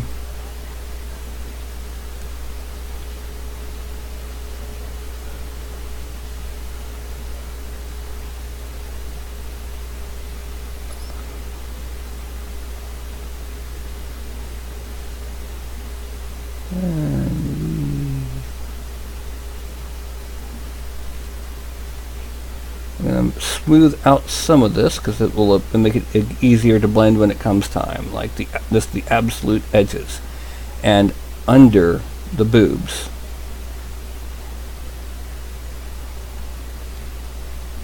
Again, this will make it more realistic when it comes time. Under the boobs. Boobs are not magic suction devices, however much comic books may show you otherwise.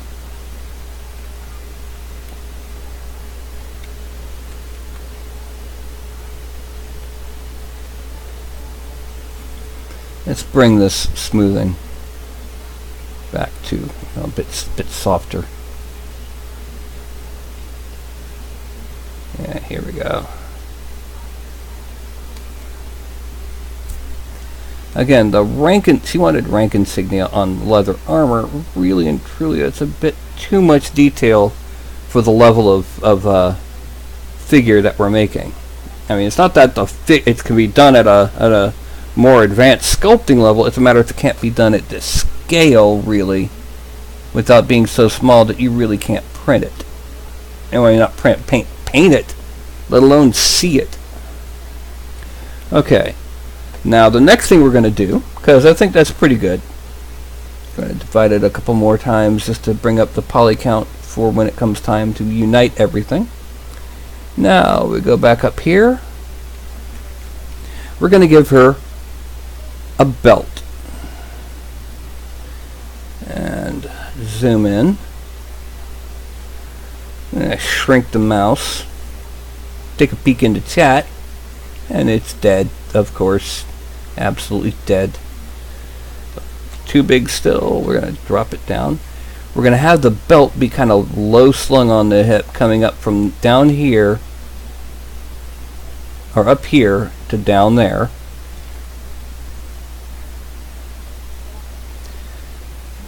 It's going to come over the tail, which is going to make it a little difficult, and then come around up here.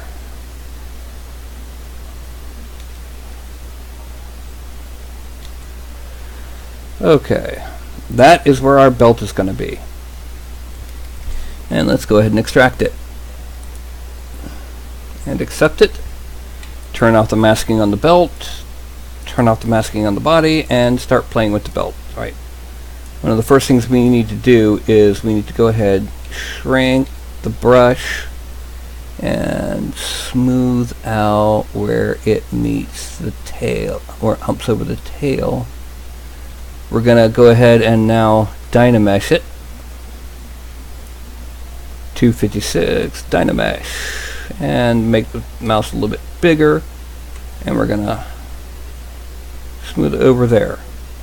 Zoom out.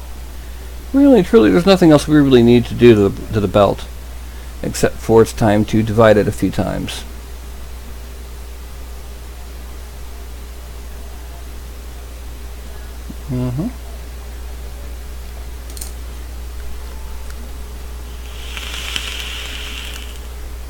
Alright, we do need to give it a belt buckle. We're going to give it a pseudo-military style buckle.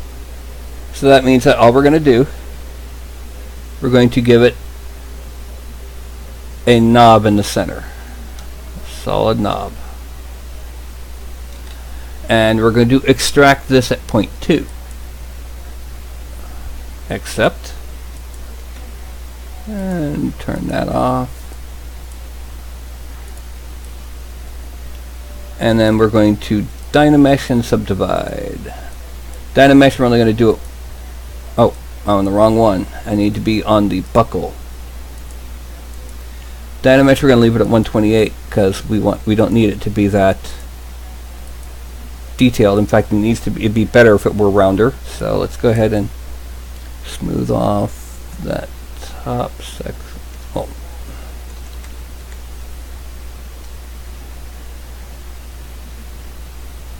Smooth it down kind of until it's almost even with the actual rest of the belt. And then we're going to subdivide it a few times.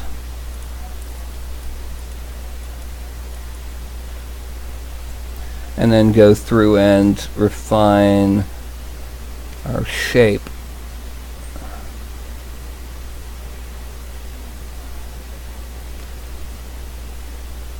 Oh.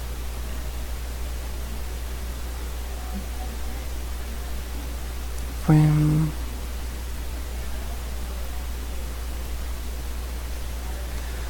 So as things stand right now,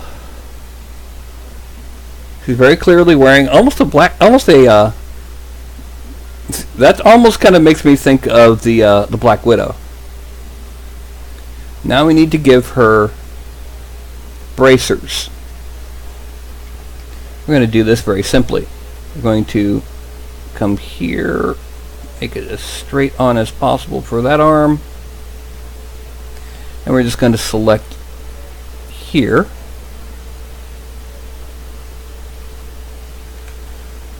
We're going to do the same thing here. We're going to make it as straight as possible for this arm. Come around this way.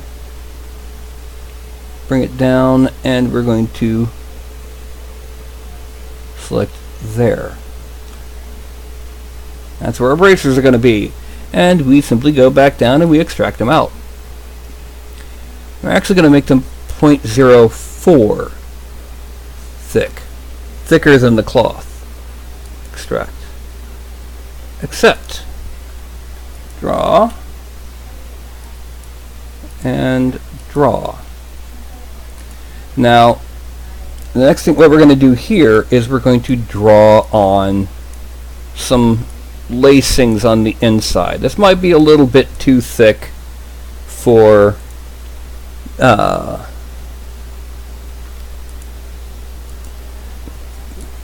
what's my brain trying to say? It might be too small for most FDM printers to really get this out, but we're going to draw in a nice hole here, here.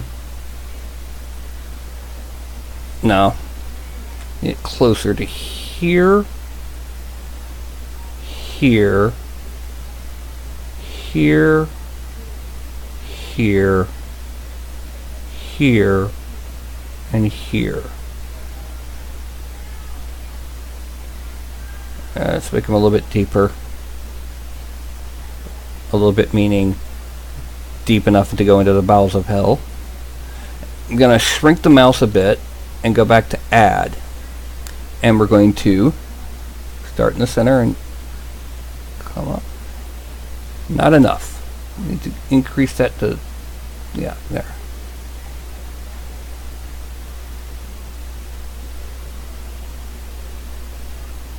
And then what we're going to do is we're going to go ahead and add here until it blends in.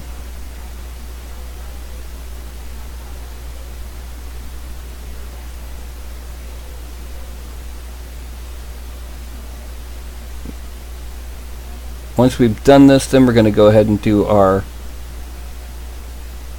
dynameshing and clean this all up.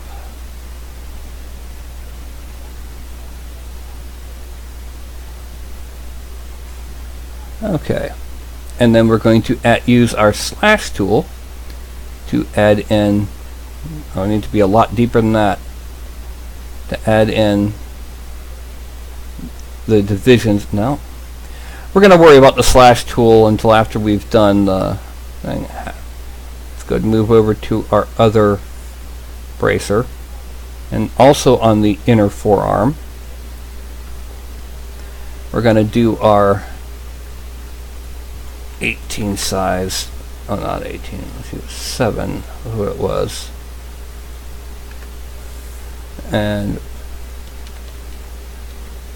we're going to draw a hole here, one here, draw a hole here, one here, and here, one here. Then we're going to go back into each of them, make them super deep.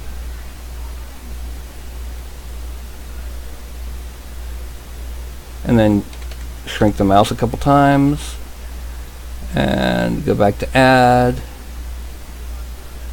and draw from one hole to the other, and then draw out this part.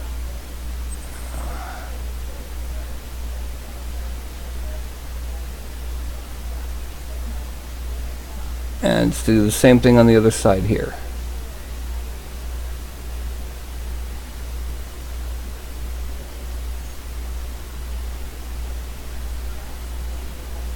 Okay, now that we've done this, we're going to, I'm going to faint smoothing here.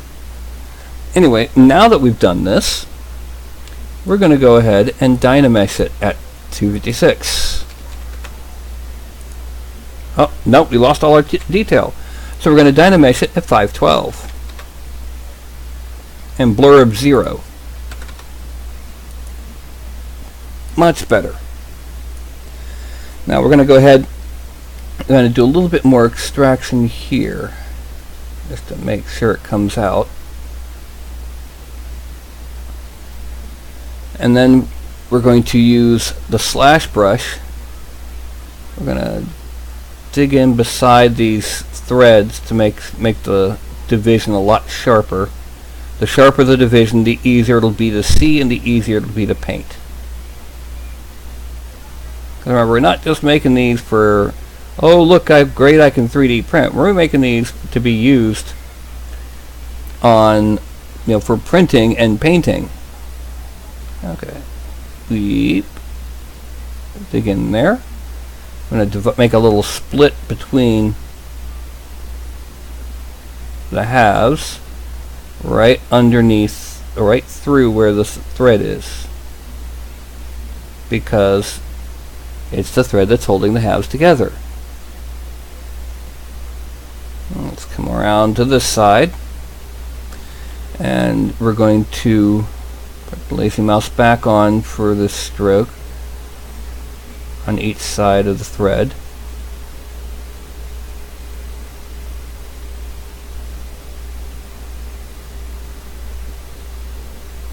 And then take it off so I can draw the split between the halves, or not halves, but the seam split.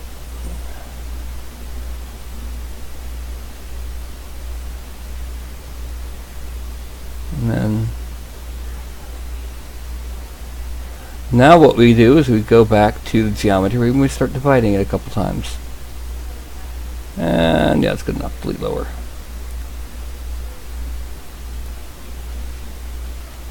Okay, we have a problem on the underside here. So we're going to smooth that out. It will be hidden when it comes time for fusing this whole thing together, but we don't want to have to worry about it while we're doing that. So weep, ba weep, grana weep, ninny bong. That is our bracers.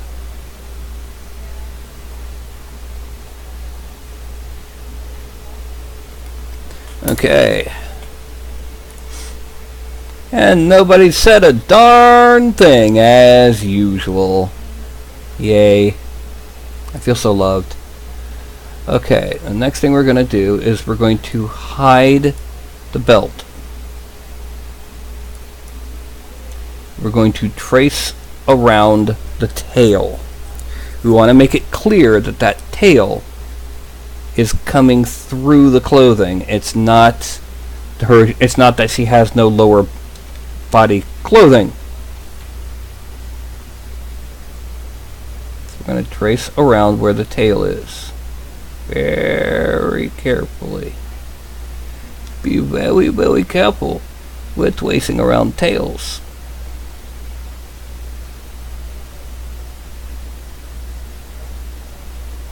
And what will end up happening, we're going to go back in and clean up the seam there.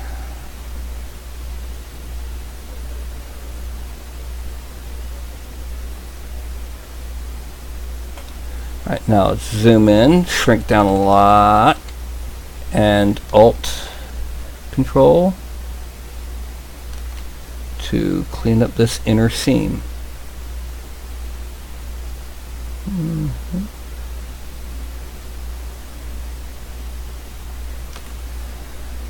And right along in here. Alright, frame. Now we're going to extract this at 0.02. It's a little bit thinner than usual, but that's because we don't want it to overlap too badly with the belt.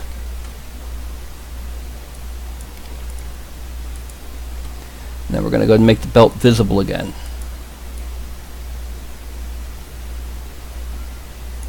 So the next thing we're going to do is we're going to geometry, dynamesh it, divide it, lower. We're going to smooth out the outer edge. Bring that down. Before we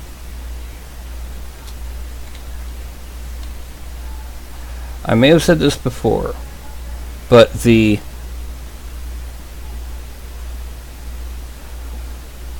fewer the number of polygons underneath the smooth brush, the faster and more it smooths. We definitely have to smooth this out here.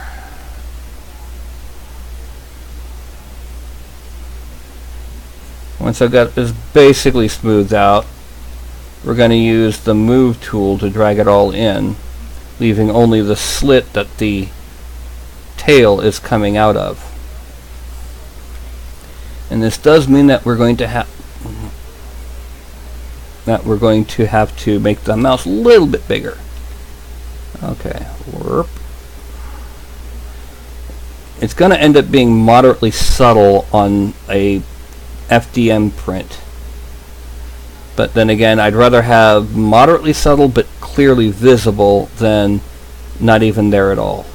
And this goes in, deep in, because we don't want to make it look like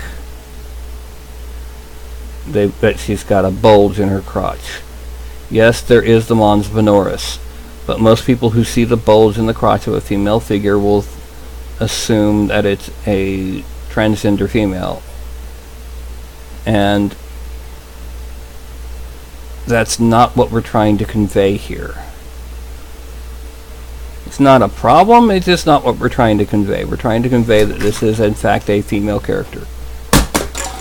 And there goes my cat Shinju jumping off her bed and knocking over the phone.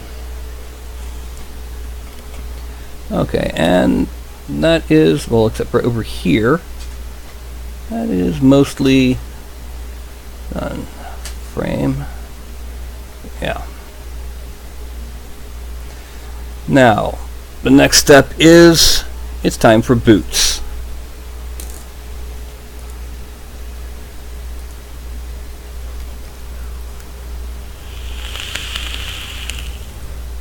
Once again, with no direction, I'm going to have to go ahead and make up what style of boots I want, which will be, I'm going to go for the easier option. I'm going to give her cuffed boots. So we select here. Actually, no, let's give her above the knee cuffed boots. Here.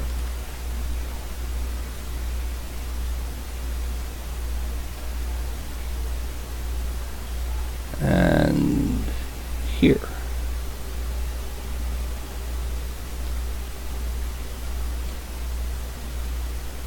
And then we're going to extract them at 0.3.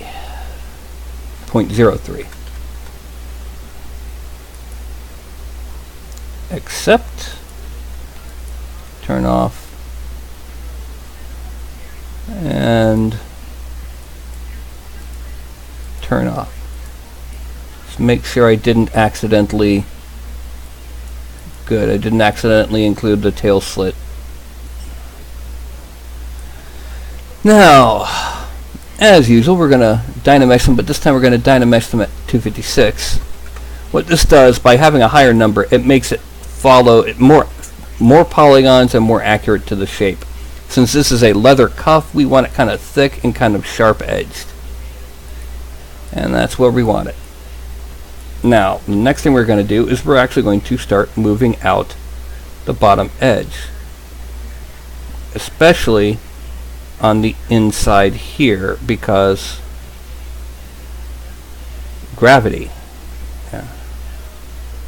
And I don't mean cat gravity. If you're familiar with the theory of cat gravity, you know what I'm talking about.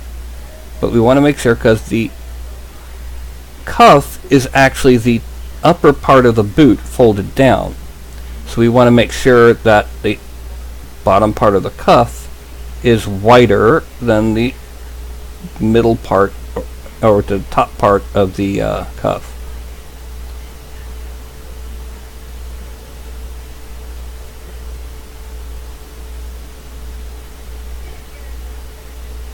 And just a little bit.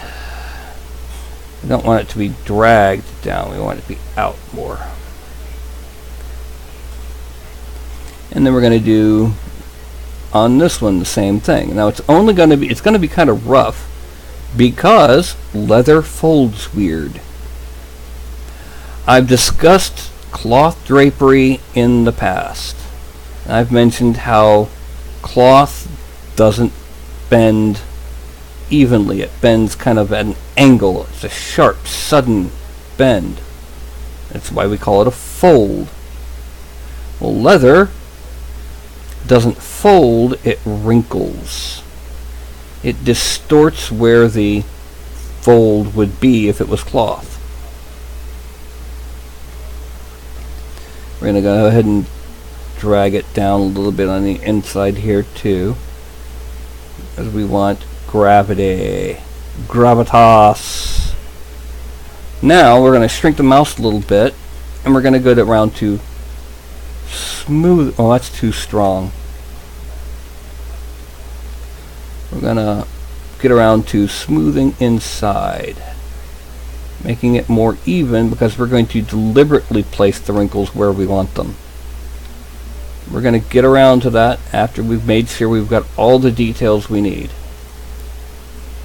Wrinkles are extra to the standard. Okay, I'm at 2 hours and I haven't even gotten to wrinkles yet. However, that is most of the clothing. What we're going to do is we're going to turn off the cuffs, the bracers, the belt. That's going to leave us with the shirt collar and the tail slit. The tail slit needs to be subdivided a couple more times, because it's only 3,000 polygons. 1, 2, 3, that's good enough. Delete lower. Now, we're going to move that up. We're going to move the shirt part up. We're going to then merge these down.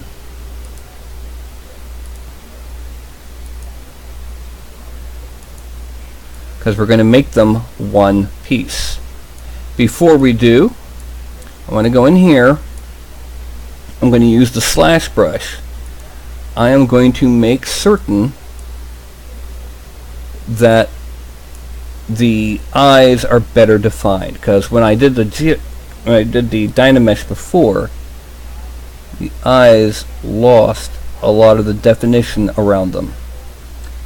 When I go to Dynamesh again here in a second, they would lose that last little bit of definition.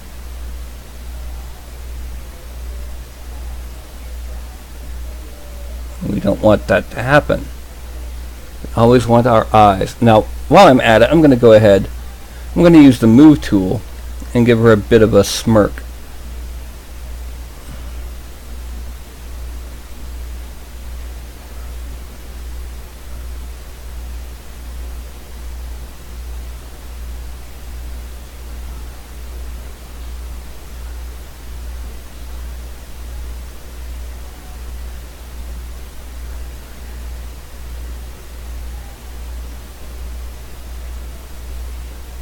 Yeah, that's good enough. It'd be more visible on a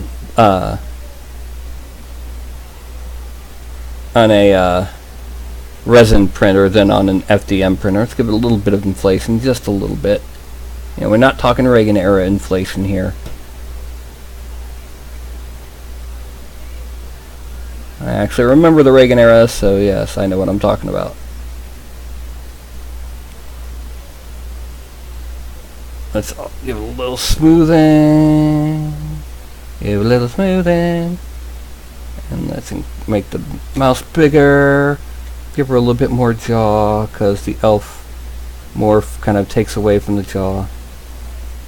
That's too much. There we go.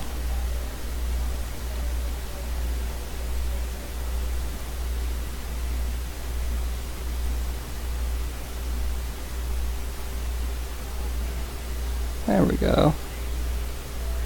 Much prettier than I expected her to be. Oh, I know what else she needs.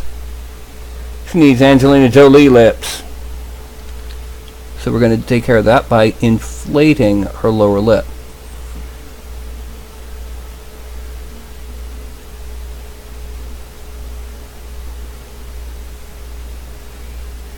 And a little bit of her upper lip.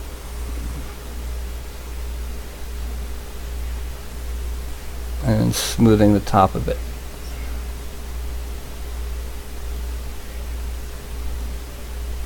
There we go. That's what she's looking like so far. And now it'll be time to Dynamesh her again.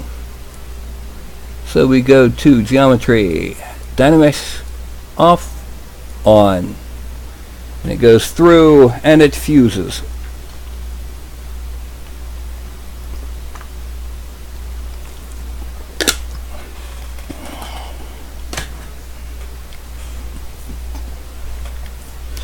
And now when we zoom in on these seams,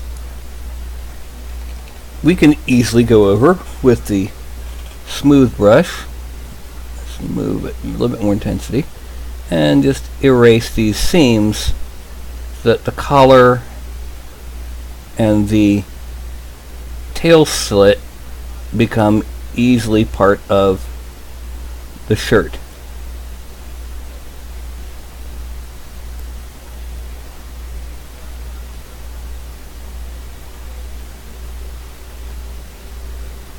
All we got to do is draw around the seams that we don't want to keep. I say that to make reference to the cleavage and the seam around the tail slit. And that blends it all together. Because what Dynamesh does, Dynamesh takes your interpenetrating surfaces and it kind of shrink wraps, saran wrap, shrink wrap, whatever you want to call it, a new surface around it that is a single manifold surface. That means it's a single surface that's watertight, that has no self-intersections, it has no rat's nests, it has none of the flaws that a lot of other types of surfaces have. And I'm going to have to bring this up to 100 for this area right in here. And I hear a fur ball. Yep, there's a fur ball. Right in here needs to be smoothed out. As does right in here. And right there. Okay. Now let's make the other clothing parts visible. and pick up a fuzzbutt who's stuck on my computer table. Yes. Oh, baby girl. Hey. Fuzzbutt.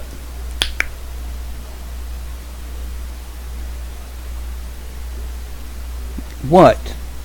No, you can't get in my lap. I'm working. No, little baby girl. I'll pet you, but you can't get in my lap. No. Okay, now, the reason I turned those back on is because there's some things we need to add now that we have this figure as one figure, and that's baggy bits of the sleeve where it meets the bracers, wrinkles under the boob, and a couple other wrinkles. So we need to go to the standard brush and make it a little bit bigger than it usually is, a little bit less intensity. And we're going to draw zigzag lines. Oh, that's too big.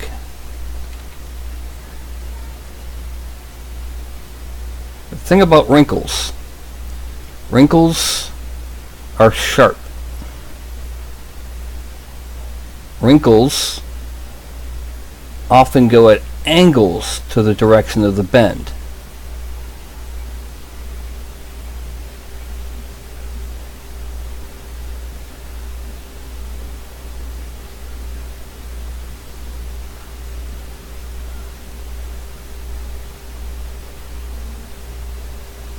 And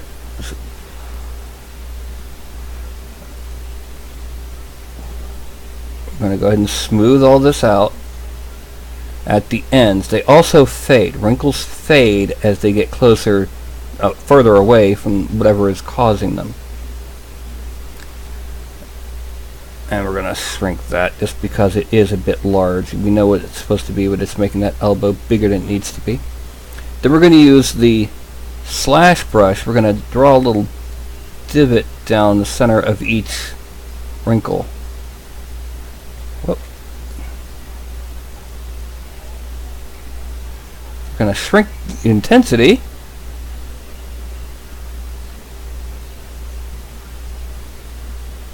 And the reason for this is this happens on what's called compression wrinkles, which is what the wrinkles here are. I'm going to smooth out the ends away from the compression. There's lots of different kinds of wrinkles, but for the most part, the most important kinds of wrinkles from our point of view are compression wrinkles, which is where the wrinkles are coming from fabric that's being compressed, like where it's tucked in underneath a bracer or into a boot. There's tension wrinkles, for example, where an arm in a sleeve is bending. And then there's don't do this. Basically gravity wrinkles. Wrinkles because an item like a flag or a loincloth is being pulled to the ground by the forces of gravity.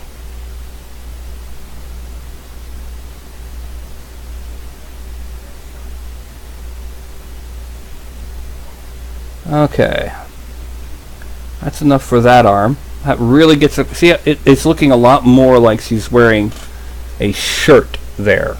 Now that we've got that, and we're going to do the same thing over on this side. Well, first we're going to smooth out this arm, this part of the arm.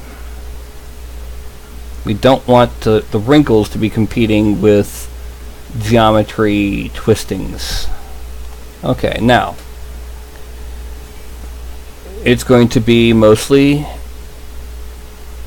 they're going to be stronger under the arm,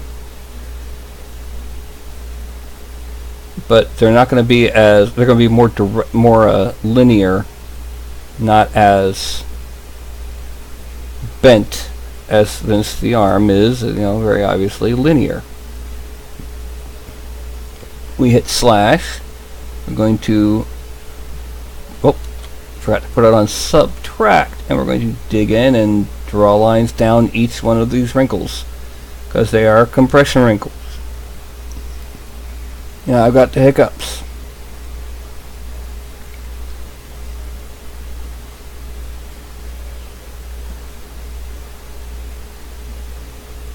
And we're going to smooth out the ends of all of these wrinkles, because wrinkles do that. They get weaker over time, over distance rather.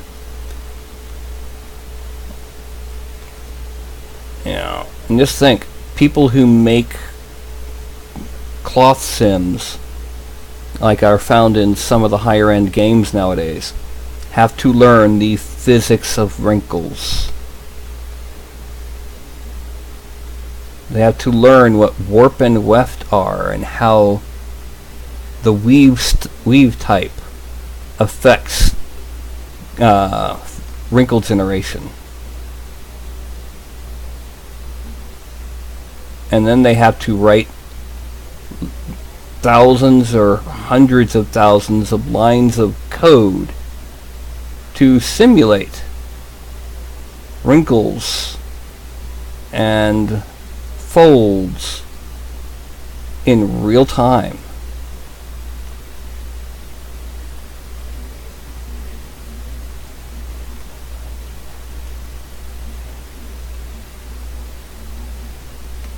Okay.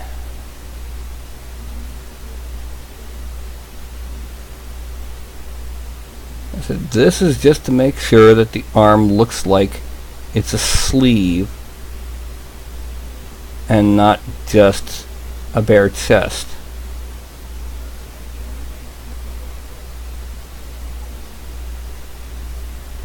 And it's already working great.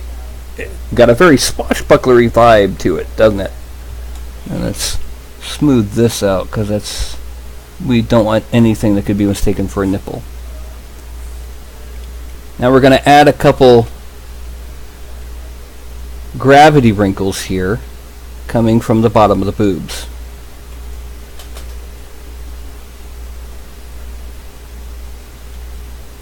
It's going to combine with gravity wrinkles with compression wrinkles.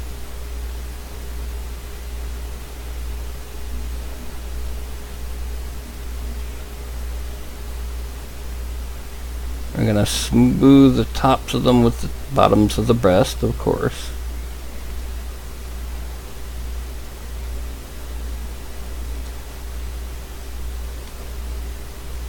And then coming from up here.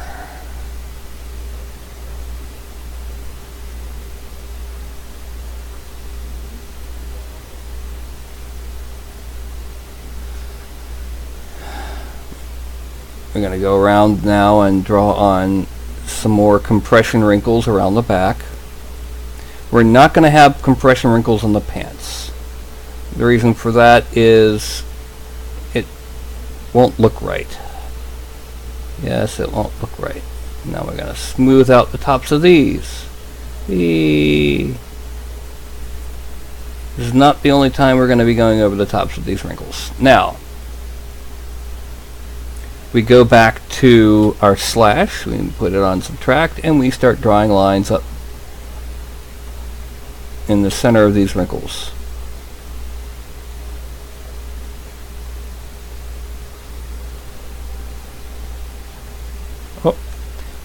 We want to make sure these lines are going flat in, not at an angle, because at an angle it'll look weird. It causes it to kind of not be so much compression as much as a, well, I guess the best way to put it would be more of a pleat is what it ends up looking like. Which, yes, if that's the look you're going for, that's fine. And that one didn't go straight. There we go. Move it back in the center. And now we once again go ahead and hit the top. Oh, I haven't done these. We're going to once again go over the tops of these once we got our digs in. and smooth out the top of the grooves. And with that comes the rest of the wrinkle. It gets another pass on smoothing.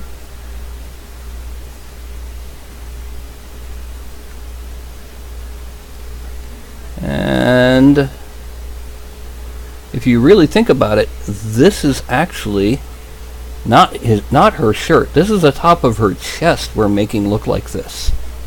All right, now once again we go to add, and we're going to draw on a little hook around each one of these and smooth it slightly. Hook and smooth it slightly. Hook. The reason we're adding this is because the wrinkles are sharp, but also because this will make it easier for a paintbrush doing what's called a dry brush to catch paint.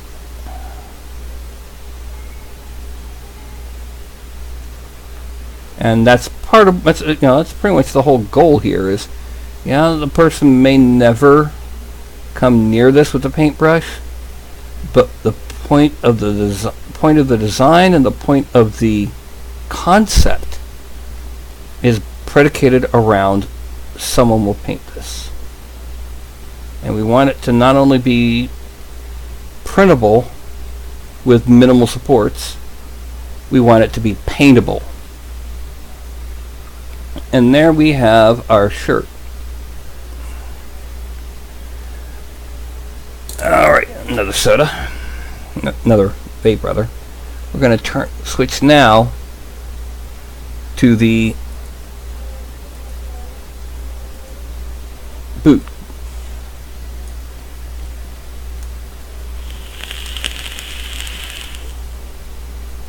Okay.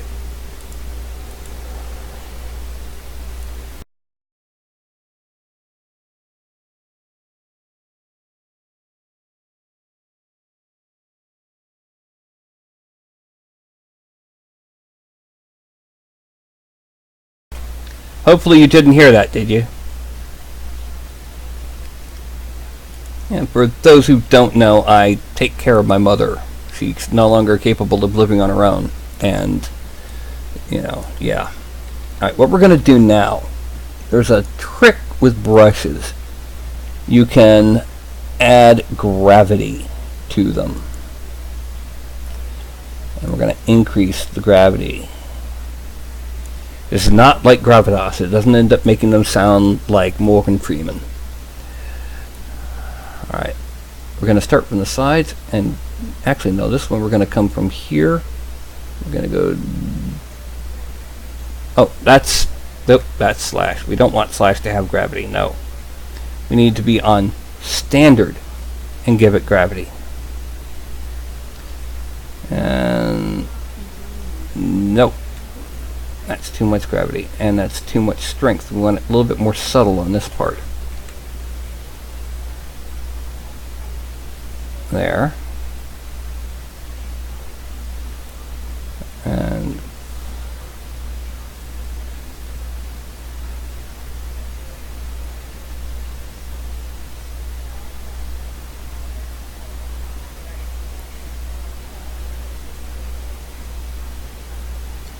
and smooth a little.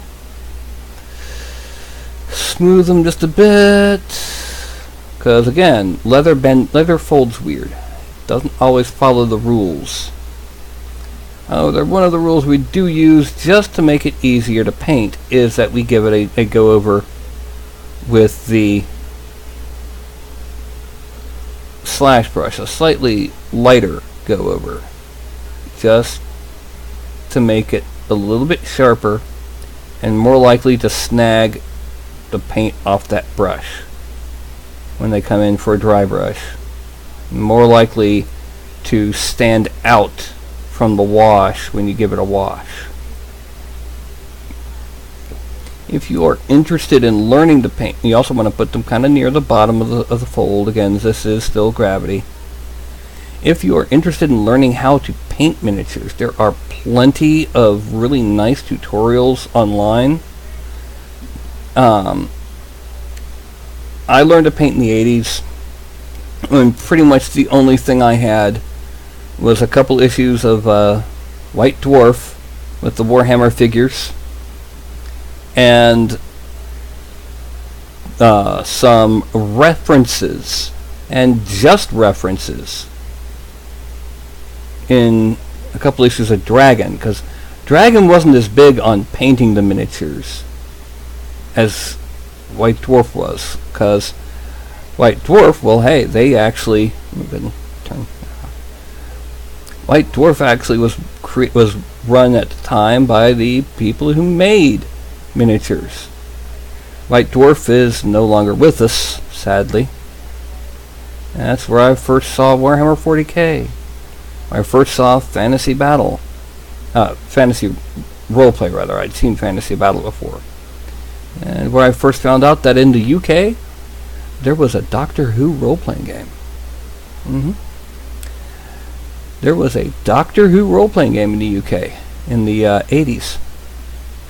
I don't know how the system was, if it was a D20 knockoff or an entirely original system. I don't know how well it simulated both the reality of the TV show and the reality we understand and live in.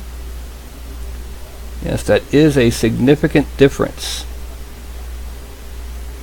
For example, D&D is great at simulating the reality of many typical heroic fantasy worlds. It sucks at simulating real-world reality. It also sucks at simulating the more cinematic worlds, like Lady Hawk. The problem with D&D is that it has, with Magic for cinematic worlds, the problem with D&D is that it very definitely has a Magic A is Magic A approach. Okay, the clothes are pretty much done. Let's go ahead and give her a couple of tension wrinkles on the crotch area. Get your minds out of the gutter. Yes, you, I'm talking to you. And this is basically just that. Kind of like a little star pattern coming out of where the tension's from.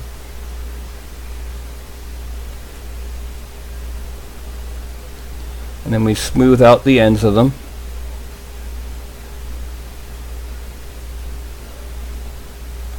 I've got to hide those and make sure.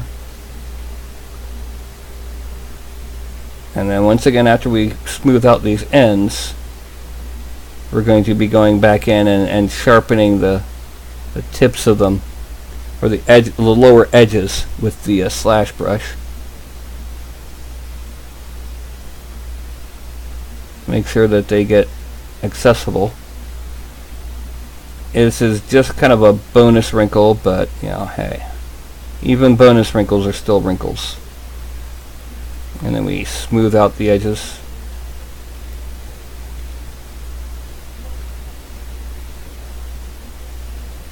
And once again, you're putting the sharp edge on the bottom part of the wrinkle.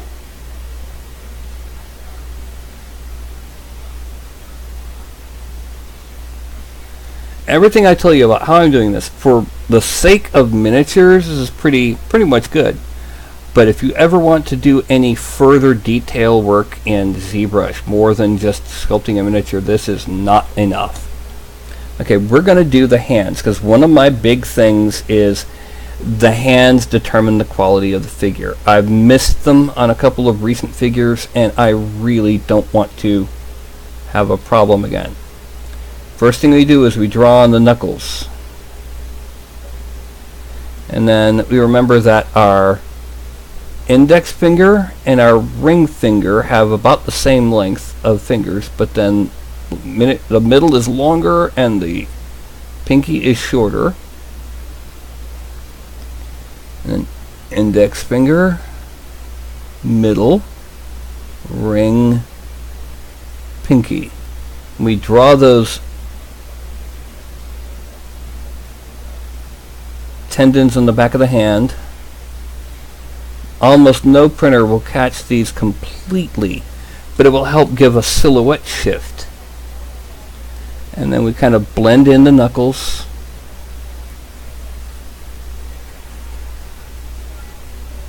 Blend in the knuckles here.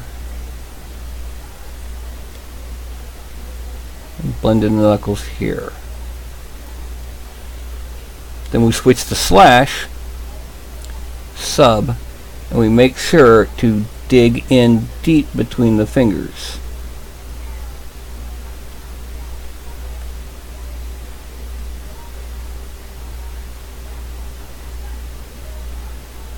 There we go. Because we want to make sure that we want to make sure that there is a nice deep groove between these fingers so that they are distinct from each other when it comes time to print. Okay, and now we go back to the inflate, and we're going to build up a little here and a little here, because the thumb has knuckles too, and it's helping to make sure that and then we come down this way. A little tendon there helps maintain the shape of the hand. Now it looks like a man hand, but when it's actually printed, there's so little actual change that it'll be hard to tell the difference between that and a female hand. But just to give it, I'm going to go ahead and hit the knuckles just a little bit more with the bit of a smoothing. That's just a bit too much.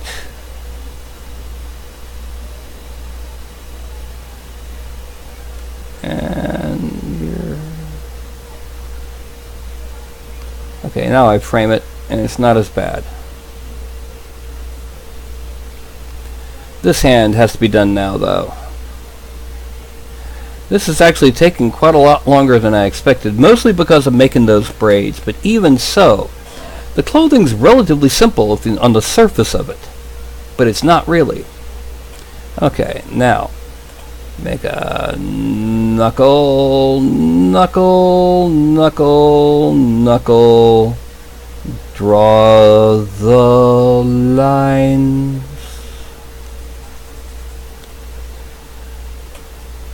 And then we're going to draw this knuckle, and this knuckle, and this knuckle, and that knuckle, then this knuckle, this knuckle, this knuckle, and this knuckle.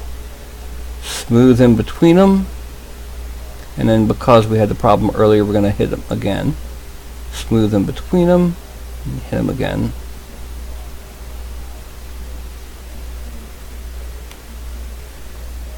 And like I said, this helps straighten out the apparent bones of the hand from the slight bending they received in posing.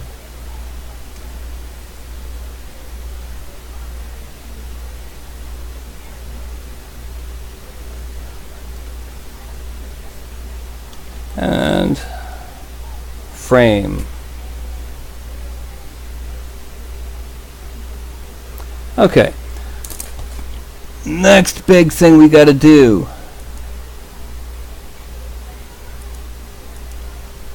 is the hair. So what we're going to do is we're going to zoom in on where the war braids are. We're going to give those braids a little bit more of a subdivision, just because for when it comes time. Oh, you don't want megapixels.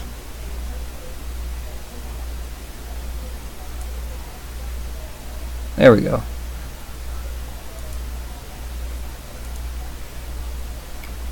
Now we're going to go back to our Chica. We are now going to hide the war braids. We're going to select and mask off the segment that's going to become the hair under the braids.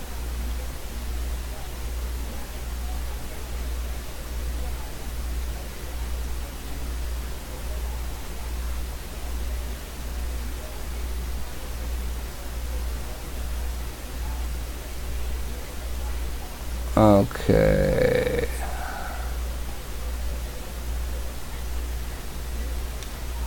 And now, I'm going to make the war braids visible, but we're still going to be having that selected.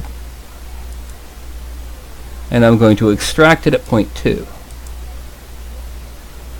or 0.02. Except, turn that off, turn that off. Now the hair underneath has to be dynameshed. Dynamesh. And then the next thing is we make a larger mouse. We're going to smooth out from underneath that braid.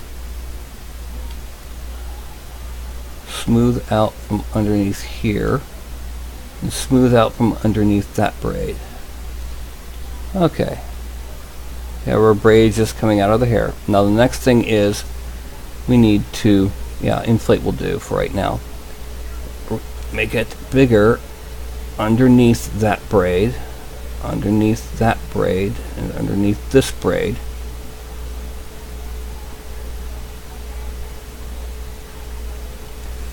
We're going to make her actual hair almost as long as those two braids at the end.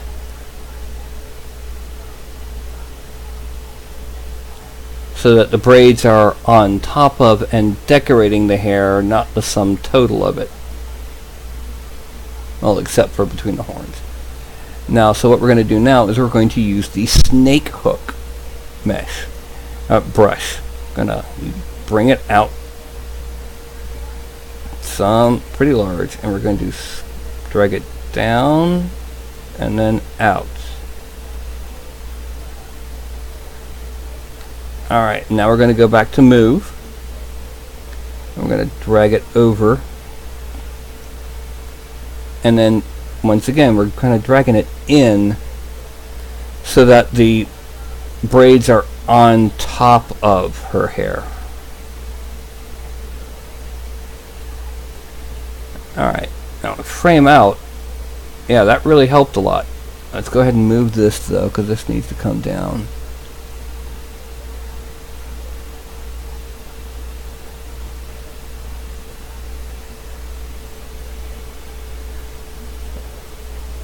Okay, now we're going to once again dynamesh it. This actually increases the poly count but makes it more regular. And now we're actually going to divide it a couple times. It's a bit too much. Let's drop it down one. Delete lower, delete higher. Close that. Okay, it's 314. Divide, delete lower. 50,000 polygons should be more than enough for what we need. Now, what I'm going to do is I'm going to use the standard brush. Now I'm going to use the slash brush. I can pretty much do most of this with slash. And I'm going to draw in locks. I don't mean things that need a key.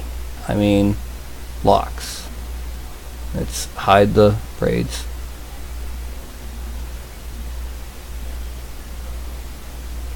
Okay.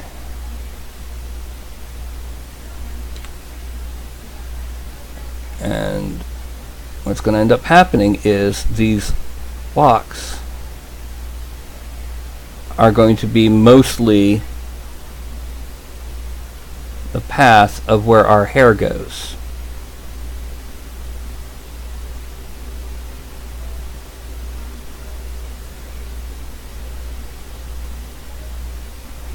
Now the next thing we do is we add to draw on the edges of each of these, and lower the intensity, draw on the edges of each of these locks for the same reason we did it to the wrinkles, because those are the edges that are going to be, the dry brush is going to be grabbing. Those are the areas that the wash is going to be sinking around.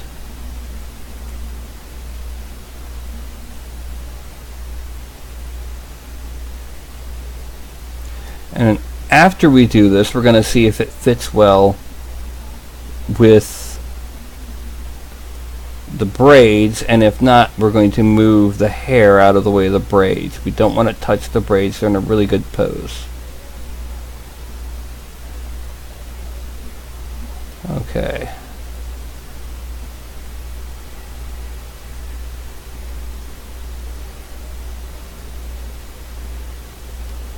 And then down here. Now let's make those war braids visible again. And they're good. Okay. So the last thing left that we have from our render is the magic spells. Now we don't know what kind of spell they want to cast. So I'm going to have to guess that being a warlock, she probably wants fire. Fire, fire, ha, ha. So I'm going to go ahead and take that, move topological again, make it bigger. And kind of move up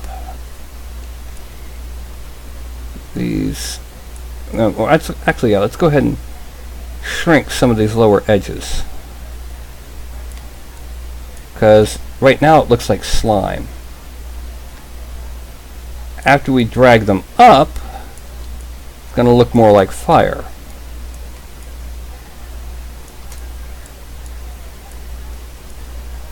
I mean, because, come on, yeah, who doesn't like fire as their primary spell? Well, I guess there's some, like, you know, cryomancers.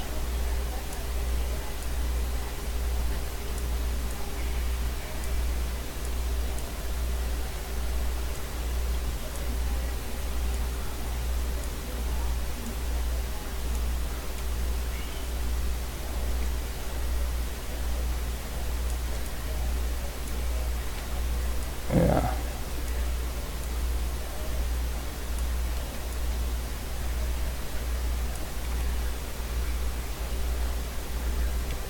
And then if we hit it with an inflate, let's see if that'll help make the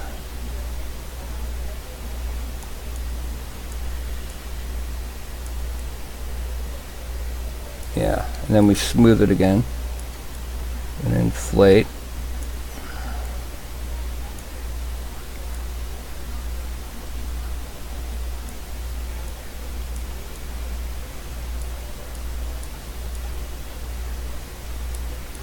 So, any suggestions on what the most karmic death in a movie ever was?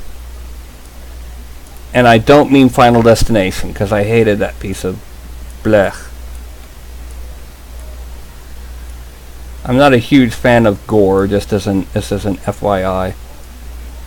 My problem with gore is I see these movies that are horribly gory, and my first instinct is to want to help somebody, but you can't because it's a movie, and I get basically adrenaline sickness. That's where you have so much adrenaline that you get sick. So gory movies are not for me. Okay, and then we smooth them a bit.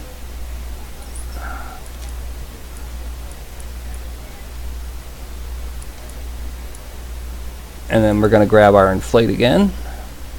You'll notice that a lot of this I'm using the mouse for. Or you might not. But that's because sometimes you want the full sum total of what you're working on. 100% on. And you don't have an exact precision that you need to worry about. That's when you use the mouse instead of the tablet.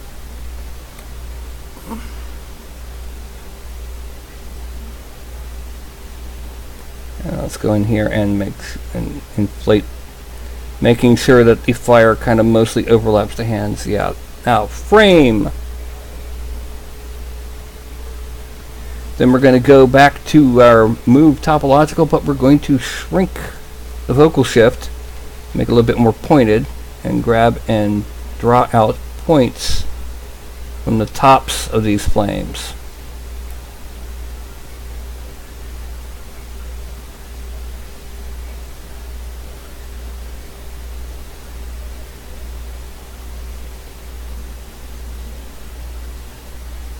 Since it's coming from the top, it'll be a lot easier. Now, frame out.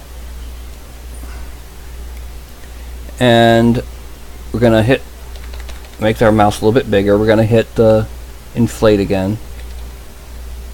And we're going to just get some quick bolts onto both of these to make them sharper. Or not as sharp, rather, make them more defined.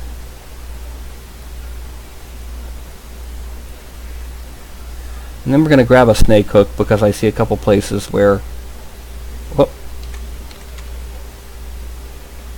still too big, or we can still make some fiery oomph.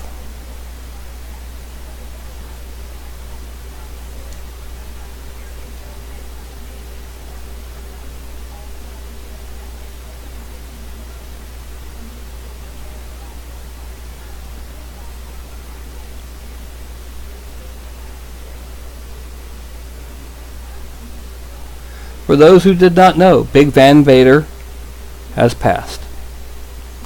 If you don't know who he was a wrestler that was also in the Super Bowl as a football player for the Rams in the 70s.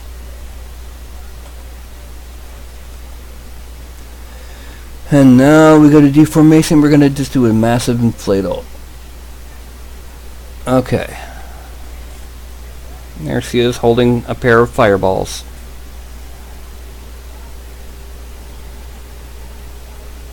Okay. And I think that's pretty much it. It is now 10 till 11. This has almost been a 3-hour tour. A 3-hour tour. So what I'm going to do is I'm going to go ahead and merge down all of this. And now there's one last thing to add in. I need to add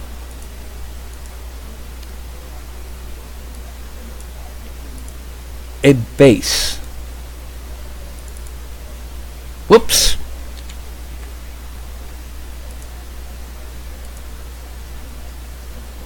That was close.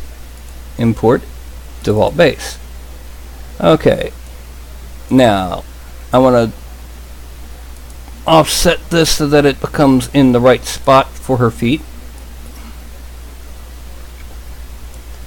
So, offset there. That looks good. Frame it.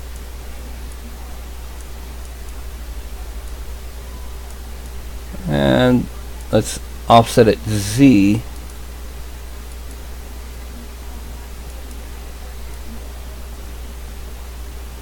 Yeah, and now we offset it Y.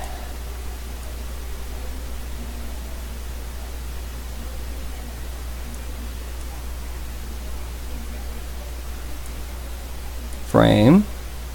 Zoom out a bit.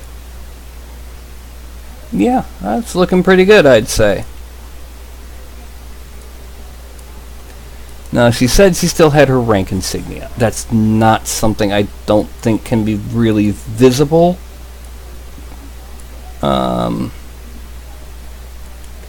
But I'm going to see what I can do. I'm going to subdivide the base. So I'm going to do the one last thing on here. Base visible. I'm going to, on the collar, I'm going to add 2 little dots with the layer tool. It's more likely to be seen.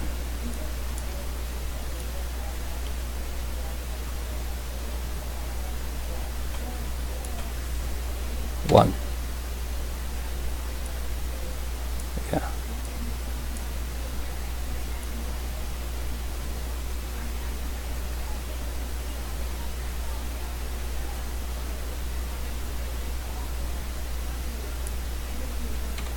Also, let me go ahead. I see a problem right here. I need to smooth that out.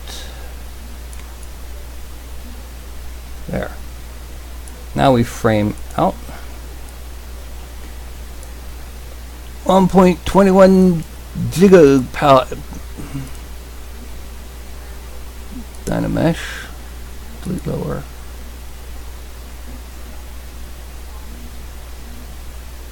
Okay, and we're going to merge down. And we're going to Dynamesh it one last time at 1024 resolution so that we fuse it to the base. And this goes back behind it. There, I am done with the tablet for tonight. And we have 1.764 million polygons for this Tiefling Warlock. We are now going to go up here to where it says Z plugin, Decimation Master, and reduce it to 70,000 polygons. That's still quite high, but it will keep all of the detail we want at whatever resolution you print at. If you make it too low of a polygon count, you will have angles and facets visible on especially a resin print.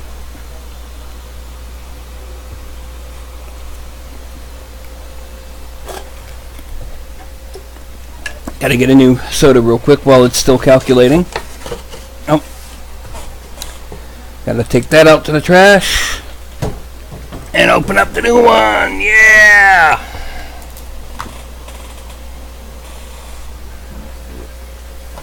I like how this one came out. This one came out pretty darn nice. And it's reordering now. It's done its calculations. And then it's reading the file, and it is 70,000 polygons. Well, 70,035. Yes. Now, a thing about decimation. Decimation is a destructive process. This means there is no way to recreate the original mesh once you have decimated it. It is also a process that creates a tremendous number of triangles. Entirely triangles. At angles you don't want to see triangles if you are going to be re-rigging this for animation. Case in point, look at that. That's erratic. That's for the purposes that we are using it for. No big deal. You're not going to be seeing those triangles when you actually print. You're going to be seeing it more like this. In fact, let's zoom it out. Yeah, you're going to be seeing it more like this. The pyromantic warlock ready to toss her eldritch blast at anyone who gets her the slightest bit angry. And now we're going to go ahead, we're going to export and save our work. And this will simply be Tiefling Warlock dual spell. And that's our figure here.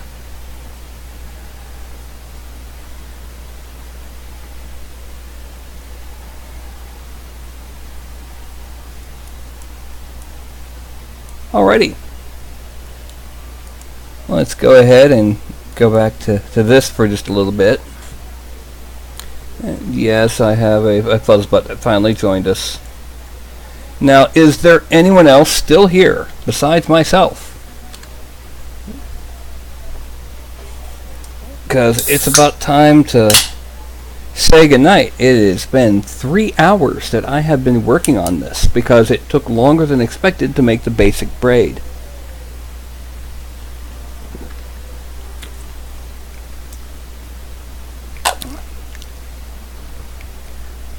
Yes.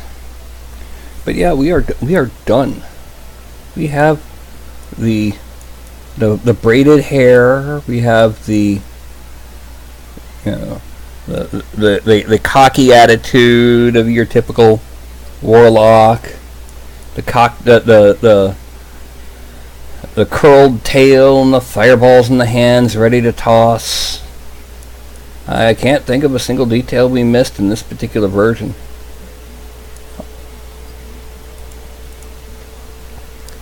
Anyway, go ahead and refresh this.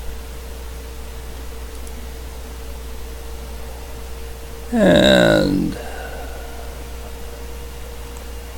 once I've done this, I can go ahead and I am going to go ahead and say goodnight. I'm going to hold my hand up to the side like this and count to 1. When I see a 1, I cancel. Not cancel. I stop the broadcast. And that's as far as we'll go. Because we're done. We've got our Tiefling Sorceress. And later tonight, she'll be up on Thingiverse. And sometime late tonight, this video will be up on YouTube. Alright, so I'm counting down from 5 to 1. So that is a 5, a 4, a 3, a 2, a 1.